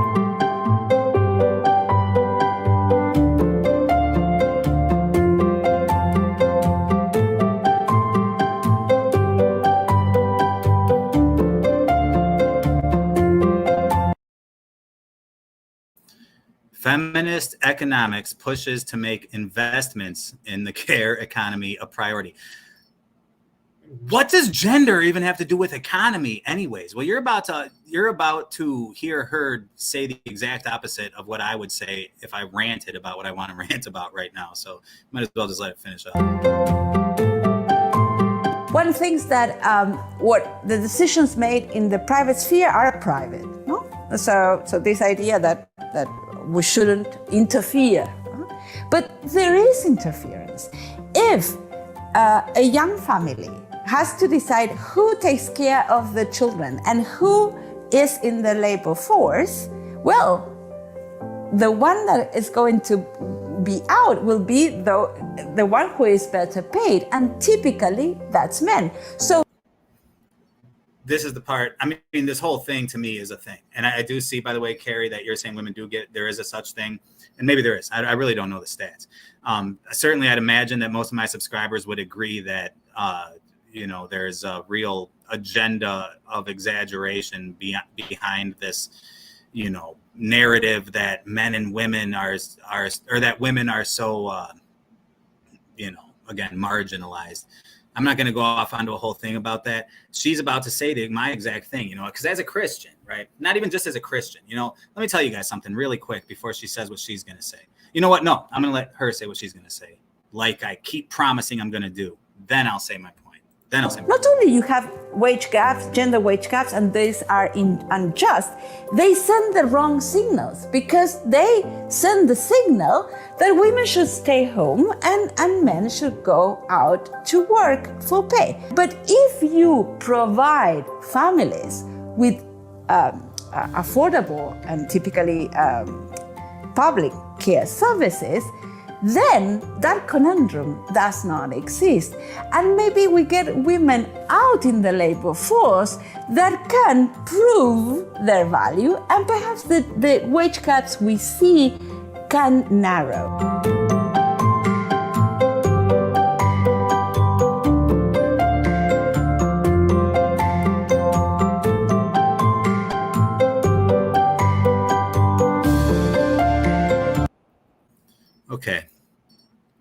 Okay. So this is the world's idea of progressive and good and progress and moving forward, right? And this is the point of everything that lady just said, is that there's that it's unfair and that that women shouldn't be forced to stay at home and work and take care of the kids. And she's mentioning that there's a disparity in the gender economy or in the economy when it comes to gender. And she says that it's based on, because of course, why? Because here's the statistic in the average family, right? Like most people belong to some kind of family, and one person is going to have to stay home with the kids and one person is going to have to go out and work, right? And so of course, the person that goes out and works is going to contribute more to the economy and take more from the economy and make more money than the person that doesn't have a job because they're at home taking care of the kids. And then she goes on to say how traditionally, this is the man. The man is usually the one that goes out and works, right? And then she goes on to say, but that's, that sometimes, the men should be the ones to stay at home. And this isn't really a fair system for this reason. Now, let me just say all that to say this, that what I think is really beautiful when it comes into the patriarchy. See all this new propaganda that the World Economic Forum and like the entire world, the media, all this stuff is trying to push about anti-patriarchy, right? And it's the idea that like not every woman wants to be a mother. Not every man is going to get married or wants to have kids, right? Not every couple wants to have kids. And we need to have a society that treats everybody fairly. There shouldn't be tax breaks, for married people. And there shouldn't be any, women that women should be able to go out and have jobs just like their men. And she says herself, I wish I could go back, but how technically how much I struggle with that stuff. But she said that men and women, like one of the resolutions to this could be, that there's all these public services that exist. There's daycares. The state could raise your kid. So that way that women and men can both go out and work because that's what's fair. It's women need to have their own money in their pocket, right? And so that's your new world, right? Your new world is one where men and women, husbands and wives that are married together, that split their income. I'll tell you what, me and my wife, any money that she brings home is our family's money. Any money that I make at work is our family's money. And in a lot of ways, I let Amber actually take care of a lot of financial stuff. As the man of the house, you know, as terrible as that is to be these days, I know that's a lot of toxic masculinity showing through right there. But as the man of the house, I've delegated a lot of responsibility to my wife. She's way better at that stuff. Also, you know, as far as bringing in money, Amber is a server at a restaurant, at a nice restaurant. She makes better money than me, I would say. She doesn't work as much, so ultimately I bring home more. Not to, you know, just disrupt what this lady's trying to say, but listen, this notion that the purpose of life is to go establish yourself and go make money or whatever. This is the difference between estrogen and testosterone. Okay. And I'm not going to break it down or act like I'm a scientist. What I'm going to tell you is what the Bible says about the patriarchy. Okay. This is my idea of beauty, is for a child to be raised in a home by his biological mother and biological father, who literally brought that person into existence. And as he grows up, he's going to watch his mom and dad demonstrate a loving relationship to one another. He's going to learn from that. You know, little kids are sponges. And I can tell you as a father of 6 that my kids learn more from my behavior and from the example that I set than they do from any words that come out of my mouth or anything that I try to teach them. Sadly, you know, I try to teach them all this stuff, but what they learn the most from is by watching me. They look up to me. Every child is designed to do that, right? So you can't tell me that the most healthy possible, beautiful scenario ever would be for a human being to be able to say, oh, my mom and dad, the man and the woman that brought me into this world, and they're watching mom and dad kiss mom and show mom respect, and they're eating these meals that mom's cooking, and they love their mom. You know, it's like they love their mom more than just like, I'm a mama's boy, but every man loves his mom, loves this woman more than anything else in the world. Okay. And you know why? And at least that was the way it was traditionally. Now I know a lot of moms just kill their kids. And I'm not trying to get like that, but I'm just saying, like, but in the old days, in the old world, before we were in this new Antichrist world, it used to be that your dad would be gone in a family that had the traditional patriarchy. And this isn't to rag on people that didn't grow up with it. And honestly, I'm raising a broken home right now.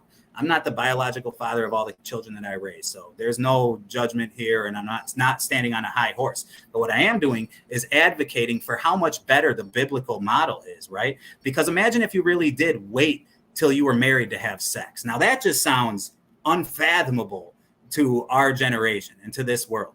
Yeah, I didn't do it. I mean, I didn't manage to do that at all before I was married. And that's why by the time that I was married, you know, I got married and inherited 2 children, and then went on to have 3, and then ended up adopting another one, right? And like, I was raised by my stepdad mainly because my dad died. And we're in this fallen world, and everything is so, you know, broken. But you can't tell me that you go back to what the Bible says, you know, and the Bible says, you know why you do you know why you wait to have sex till you're married? Now, this world would tell you, no.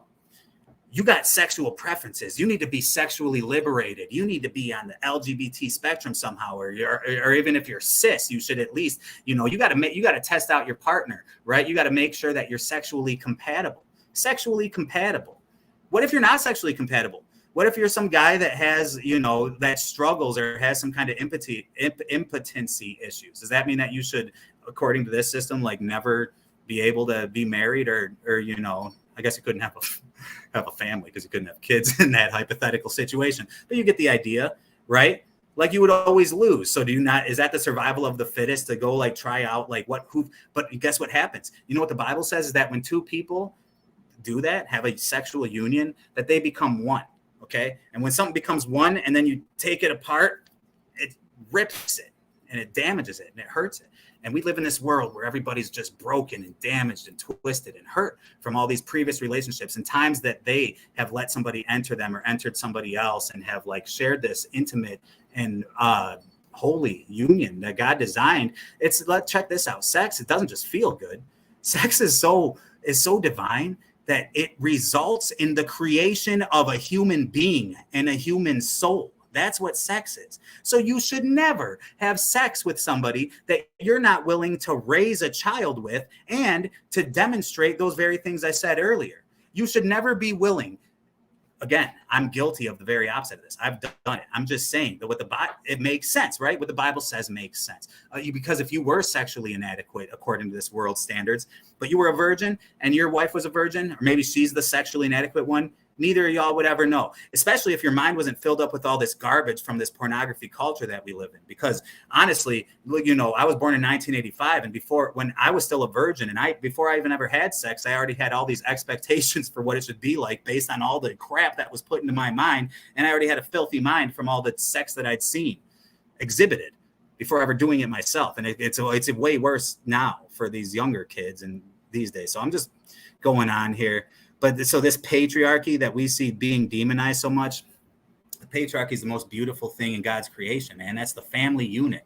That's the man who is designed to be utilitarian with these bodies that just can take pain, you know, like, and we want to go out there, we want to achieve stuff. It's in the nature of a man, like, to achieve, to go out into the world. She's saying like, you know, it shouldn't just be the man. Well, I'm just telling you, like, yeah, there are women out there. There's historical examples of women that conquered nations. So I'm not, but listen, you know what the beautiful thing is about God's patriarchal design is that you got to see it from the eyes of the child who grows up in the safety and security and loving comfort of an environment where his mom is home and present. His mom, the one whose nature and estrogen provides that nurturing maternal instinct, right? That the man, it doesn't naturally have to the same extent that the woman does. So in God's way, you get to grow up, you get to spend every day with the woman that loves you more than life itself, and that you love more than life itself because you depend on her. Heck, you can't even live without feeding off of her for the first part of your life.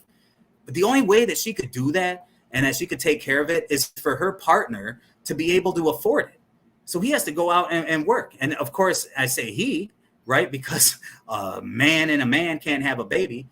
I'm going on here, man. I'm just ranting and ranting. That stuff pisses me off. Like, that's, I'm sorry, you guys. Let's just see that last thing she said again really quick, just to validate what I'm trying to rant. What the decisions made in the private sphere are private, no? So this idea that we shouldn't interfere. The one that is going to be out will be the one who is better paid, and typically that's men. So not only you have wage gaps, gender wage gaps, and these are unjust, they send the wrong signals because they send the signal that women should stay home.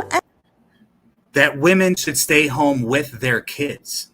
Now this, I would have a problem, okay, as I think most people would, if like a woman like that didn't have kids, like, you know, was being told she can't get a job. Heck, I would have a problem if a woman with kids, I would have a problem with like this lady's acting like the whole world, this liberal New World Order. Have you noticed they try to act like women aren't allowed to have jobs even if they want them? That's not true. Like there's all types of moms that do have their kids at daycare all day long. There's not even a real issue here. There's like women aren't being victimized by some type of law that's penalizing their ability to go to work if that's what they want to do, right?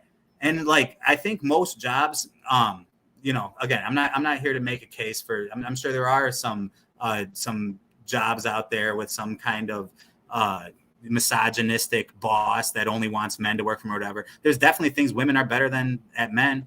I'd much rather deal with a woman at a front desk. I know women are good at crunching numbers, obviously, and I know a lot of women would beat me up in a wrestling ring. So, you know, I'm not trying to come off too extreme here, but this pisses me off. Not to use that. I don't know if you guys are offended by that. And men should go out to work. And it pisses me off because it's sad. It does nothing but hurt the woman and the child and the whole family unit. And as we see that the family's under attack, whatever. This is, you know. But anyways, just another video that the World Economic Forum puts out on a regular basis. So let's finish this off real quick. There's only a few more emerging technologies.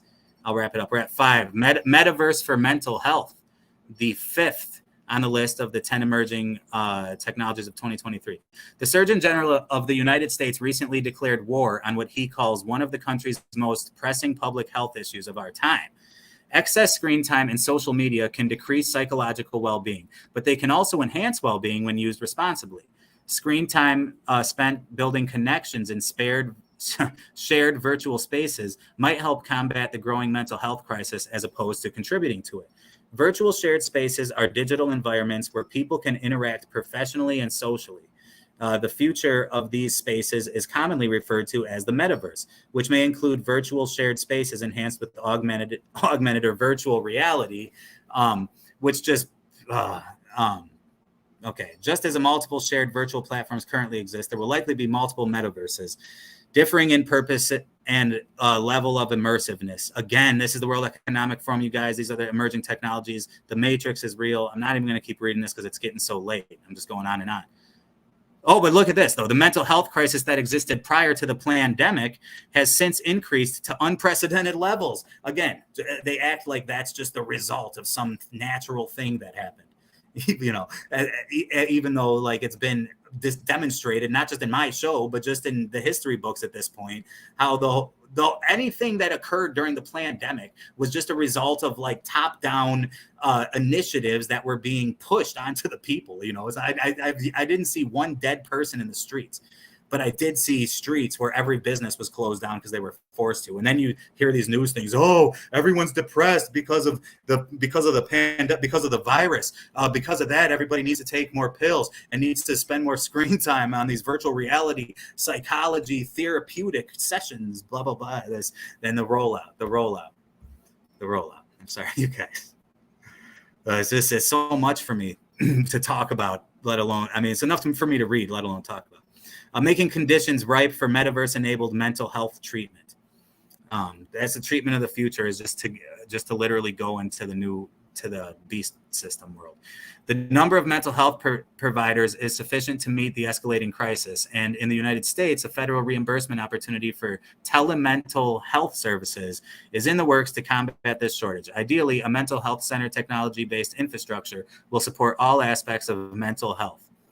A mental health-centered, technology-based infrastructure will support all aspects of mental health.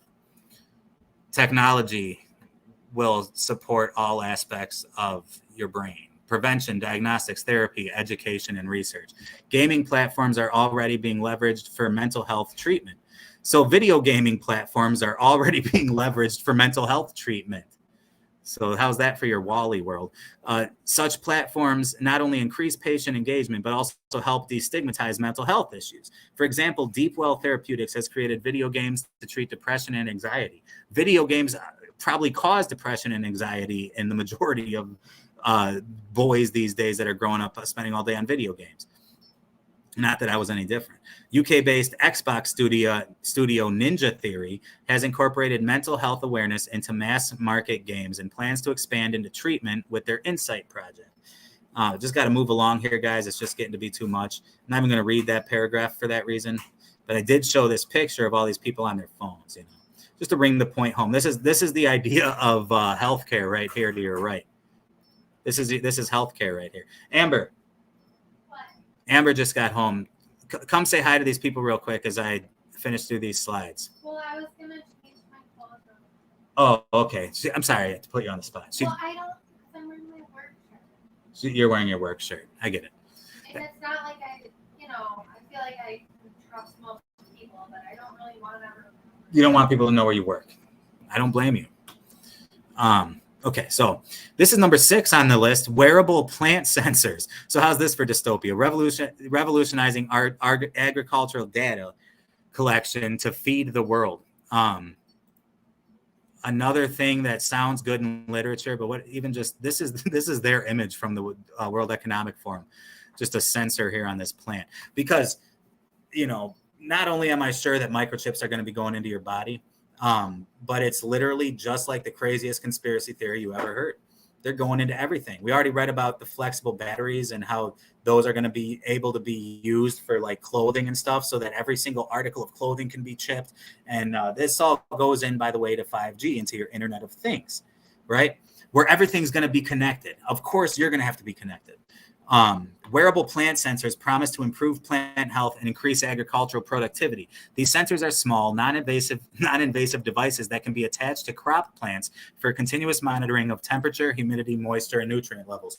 All cool. Don't get me wrong. It's just that it paints this picture of this future where everything is like got a device attached to it. Talk about playing God, right? What have we been through? What have we been over so far in the World Economic Forum's top 10 emerging technologies? Well, there were references to CRISPR-Cas9, about like being able to edit genes, and so we're talking about playing God here, right? And then you got your generative artificial intelligence now, artificial intelligence, fake intelligence, and you do not get comfortable with this terminology. Don't get comfortable with these systems. I already am. I mean, I've already used ChatGPT for my personal reasons at this point. And obviously I'm on YouTube right now. I'm connected to this world too, you guys, but it's like, man, we all need to wake up and understand the fuller implications of everything I cover on this channel and what we're going through right now. And to me, this is just further proof. It's just verification of the biblical, prophecies and truth, you guys, that we really are headed towards this Antichrist kingdom where there's going to be a lot of bells and whistles and Happy Meal toys that seem really cool, but next thing you know, you're just in this prison where I remember in the old days growing up in a Christian home, it seemed unbelievable. It was hard to believe back when I wasn't a believer myself that there could ever be a day where an Antichrist, where you could be forced to take a mark or else you'd be beheaded, or you would lose your ability to buy or sell and all this kind of stuff. And it's just that, man, this level of control now, if we're going to have, like a freaking microchip on every plant leaf. All right. By the way, it says here in the second paragraph, 2 companies, Grow Vera and Phytech. I looked up Grow Vera. It's like a weed company. It's like a marijuana company. But they have these devices that, again, read these, vital data from the plants. I could see practical uses for this stuff, you guys. Don't get me wrong. And this is just the natural progression of future, I guess.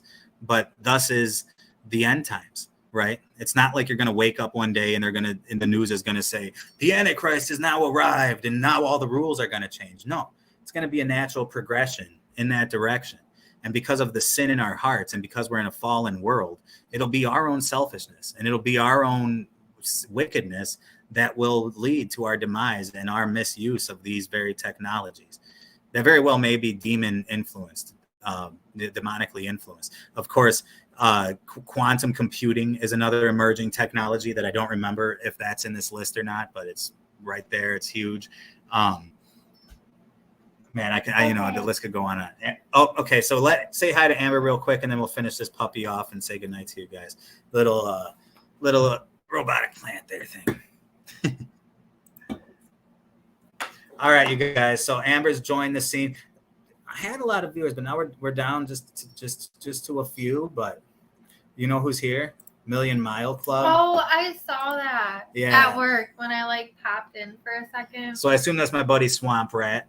Right. I know it's been a while. Yeah, it's been a while. We got Carrie, who I haven't seen before. She's hanging out, which has been good. Of course, DB is here holding it down. Of course. And I've apologized to everybody. Guys. Grant has been here. Slow Boy Whiteboard was here for a long time, but the show's going on 2 hours, so I don't blame anyone. I know. I actually was surprised that you were. Yeah, no, but don't leave now, you guys. We're gonna end on a banger. Solarian was even here.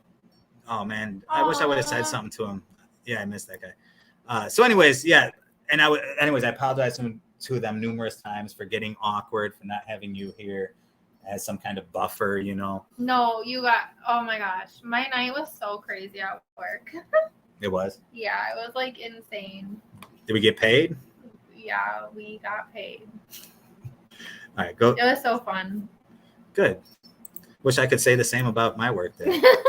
No, my work day, actually, I enjoy my work. But, all right, guys, we got to finish this off.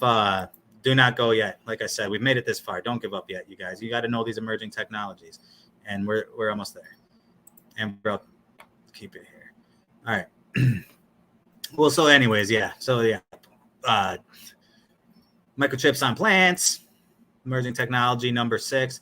7 is spatial omics. Now this has to do with like just the ability to pretty much map out, and it says right here, molecular level mapping of biological processes to unlock life's mysteries. I just skipped right past this because I was, like I said, running out of time to get this show together, and I didn't care that much.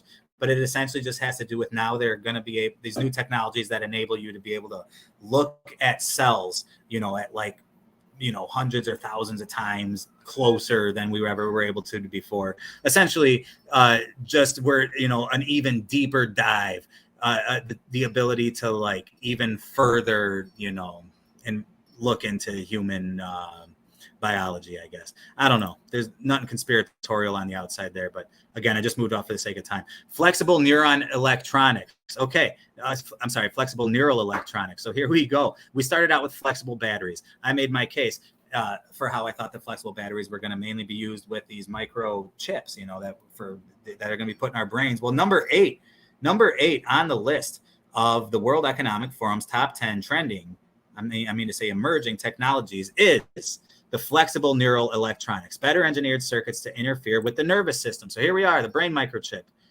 top 10 emerging technologies of 2023. In recent years, brain-machine interfaces, or BMIs, have gained visibility, igniting collective imaginations regarding the power and potential of one day controlling machines with thoughts. BMIs allow electrical signals the brain produces to be captured by sensor hardware. Algorithms then decode these electrical signals to instructions that a computer can understand and execute. BMI-like systems are already used to treat patients with epilepsy, and in neuroprosthetics, prosthetic limbs use electrodes to interfere with the nervous system, as I talked about before. Despite initial successes, there are challenges to these technologies. Current implants used by doctors are made of hard materials, like the chips inside a laptop or a phone, and they can trigger long-term scarring and the cause of substantial discomfort. And they cannot bend or adapt to brain movement. So over time, they drift in position, decreasing the accuracy of the captured signals. Non-invasive methods like electrodes placed on the outside of the skull do not require surgical implantation, but provide only muffled, difficult to decode signals, like listening to a person talk through a thick face mask, like we all experienced throughout the whole pandemic. Every time you try to talk to someone. Researchers have recently developed brain interfacing circuits on biocompatible materials that are soft and flexible. Might as well finish right here, guys. Hang with me. Flexible circuits can conform to the brain. Again, these flexible batteries are number 1 on their list. Remember that. Flexible circuits can conform to the brain, reducing scarring and sensor drift, and they can be packed with enough sensors to stimulate millions of brain cells at once, vastly outperforming the scale and time frame of hard probes. When used in neuroscience research, flexible BMIs could deepen understanding of neurological conditions such as dementia and autism, or they could just stop giving you magic potions in the case of the latter. Anyways, in the clinic, flexible BMIs could provide greater control of neuroprosthetics without requiring frequent recalibration. Applications of flexible BMIs, blah, blah, blah. A real convoluted and, well, actually it was pretty precise, not convoluted, but I just mean to say a real long-winded, hard to understand way to say something that I broke down a lot easier in my movie Chipped here. So let's finish this last little thing I clipped out of that section was looking forward, advances in materials manufacturing and soft circuit printing could further improve flexible BMI technologies, eventually leading to true human AI interfacing. As with many emerging technologies, broad ethical issues must be considered prior to the wide implementation of these interfaces. But that wide implementation is coming, you guys. Potential health outcomes must be balanced with public acceptance and trust. Further, given the sensitive nature of brain-derived data, it is sensitive. Privacy and ethical use guidelines must establish how these data could be used in the short, medium, and long term. Everything regarding this is in the very first movie I ever put out, Chipped, flagship movie. From everything that's in this dang list from the World Economic Forum's top 10 emerging technologies is practically in this movie. From the metaverse and from the generative AI to the, therapeutic virtual reality, and here to the microchips. And check this out. Thank you very much, Senator Bradley, Senator Biden. Thank you, Mr. Chairman. Judge Roberts, welcome. Mrs. Roberts, welcome to you. I might note at the outset, I've never heard of or seen a federal judge who wasn't independent. It's amazing what that life tenure does. Judge, as you know, there's a genuine intellectual debate going on in our country today over whether the Constitution is going to continue to expand the protections of the right to privacy, continue to empower the federal government to protect the powerless. Like the founders, I believe our Constitution is as big and as grand and as great as its people. Our constitutional journey did not stop with women being barred from being lawyers, with 10-year-olds working in coal mines, or black kids forced into different schools than white kids. Just because in the Constitution, nowhere does it mention sex discrimination, child labor, segregation. It doesn't mention it. Our constitutional journey did not stop then, and it must not stop now, Judge. And we'll be faced with equally consequential decisions in the 21st century. Can a microscopic tag be implanted in a person's body to track his every movement? There's actual discussion about that. You will rule on that, mark my words, before your tenure is over. Okay, so if you forgot your ticket to a game, a soccer game, in Argentina, it's not a problem because you can use the microchip that's been embedded under your skin by the team. An Argentinian soccer team planning experimentally to this point to offer supporters a chance to implant a microchip in their skin. Lets them walk right through, like Easy Pass in your car. It's an Easy Pass. You just walk right into the stadium. But the Easy Pass is in your car, not in your wrist. That's correct. But see, I'm not really thinking about it in terms of sports as much as I would love to put one in my kids. Well, Elon Musk's next project isn't a car or a spaceship or a solar panel. The executive's latest startup is called Neuralink, which focuses on the goal of implanting chips into human brains and also connecting brains to computers. There's a company called Kernel, which are making chips that go into your brain, and right now they're doing it to help patients that have dementia and other things like this, but in the future it could be for us to store, download, or even save memories. A microscopic tag, a microscopic tag, a microscopic tag implanted in a person's body to track his every movement. A microscopic tag, a microscopic tag, a microscopic tag implanted in a person's body to track his every movement. There's actual discussion about that. You will rule on that, mark my words, before your tenure is over.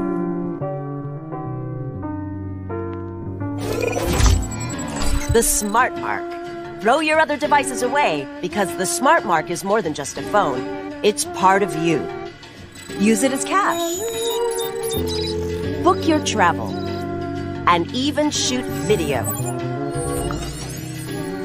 Distribution points are all over the city. And don't let the lines discourage you. The Rook Unlimited Smart Mark is worth the wait. I never realized how wonderful technology could make me feel. The Smart Mark has brought order to my life. And the best part? It's absolutely free. A gift of thanks to our city from Rook Unlimited. Mark my words, mark my words. World order is our destiny. Submit to a Smart Mark and join the glorious victory of order over chaos. Or you will be eliminated.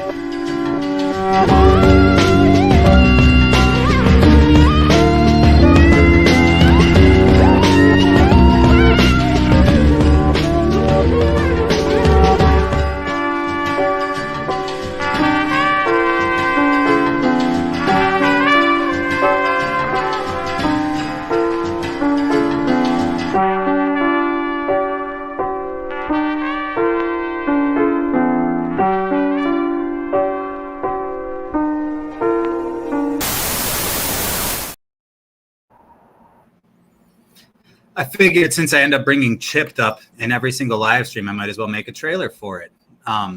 So it's a little bit rusty, you guys, on a technical level, but that's my first movie. I'm really proud of it, and I think it's extremely important. And I wish I could say I've been pleasantly surprised by how accurate they're not even really predictions. It's more just prophecies coming into effect that I cover in this movie.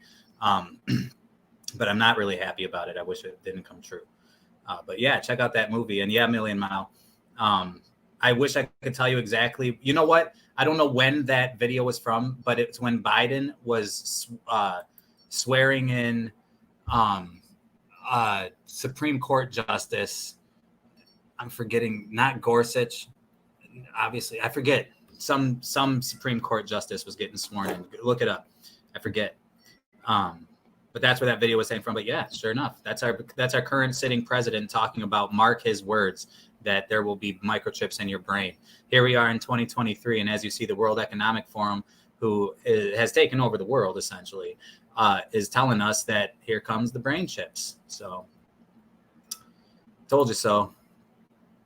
Number 9, almost done here. Sustainable computing. Moved right past it, but this is just talking about, it's all sustainable, you know what I mean? This is talking about green computing. As it turns out, according to their statistics, if you look into it, even computing and all these, everything's going digital now. So like a lot more computing is happening, and it is impacting the power grid, blah, blah, blah. So they're coming up with green ways to power computers.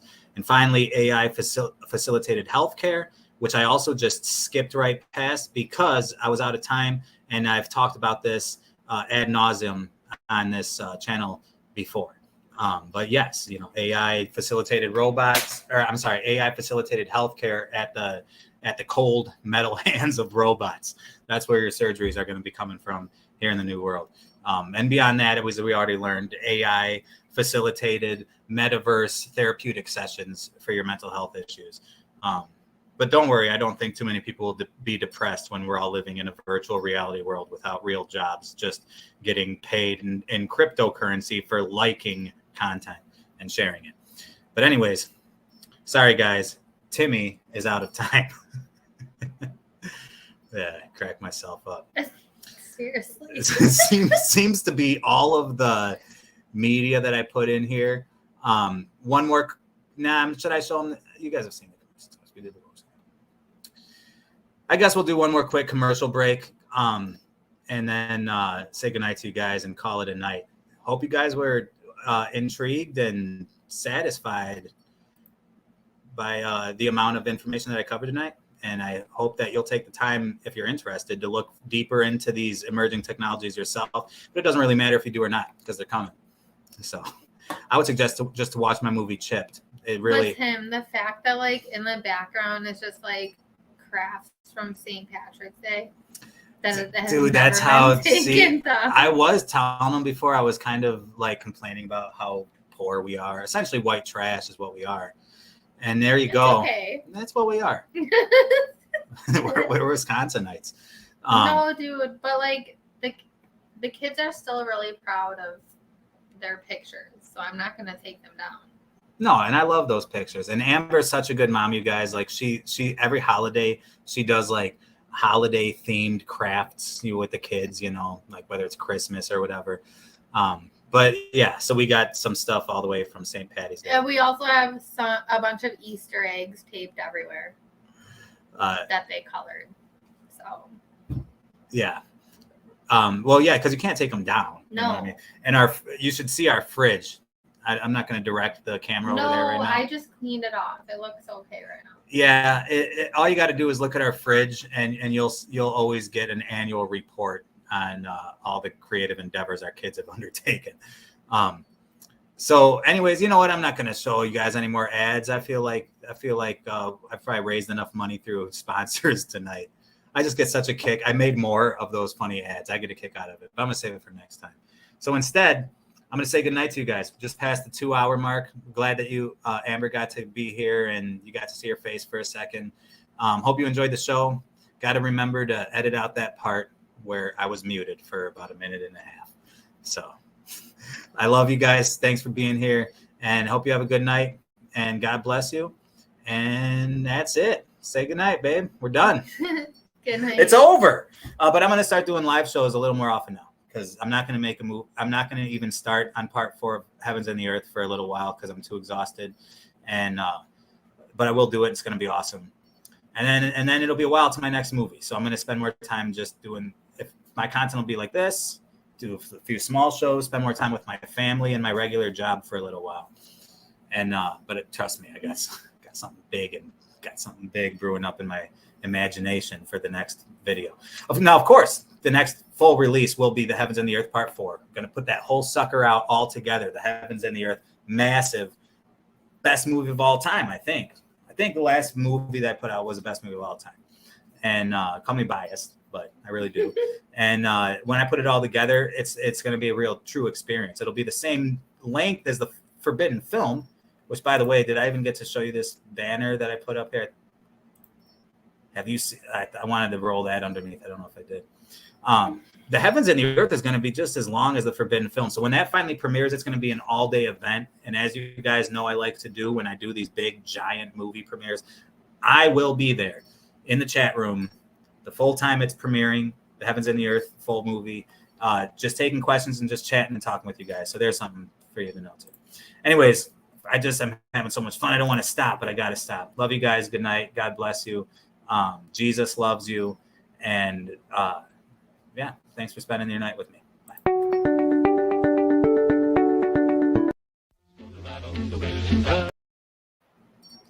Amber didn't even say bye. She's like, I didn't even say bye. Why'd you even have me here?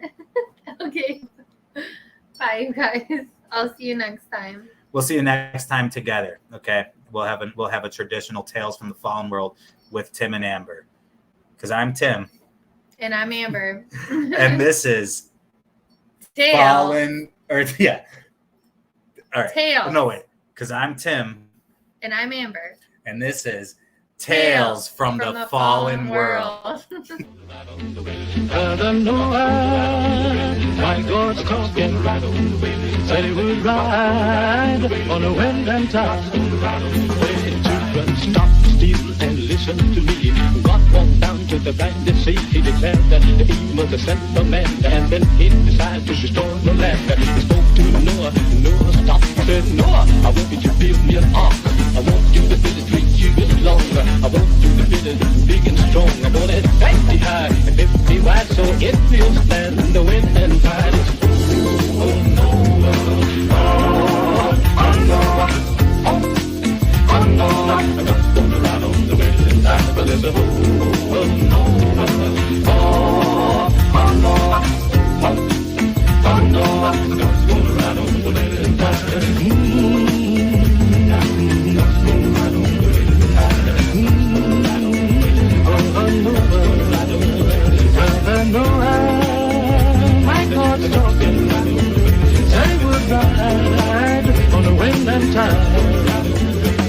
Well, after the foundation was laid, then Noah began to hew and build. The ringing of the hammer cried judgment. The hewing of the song cried sin repent. 100 years he hammered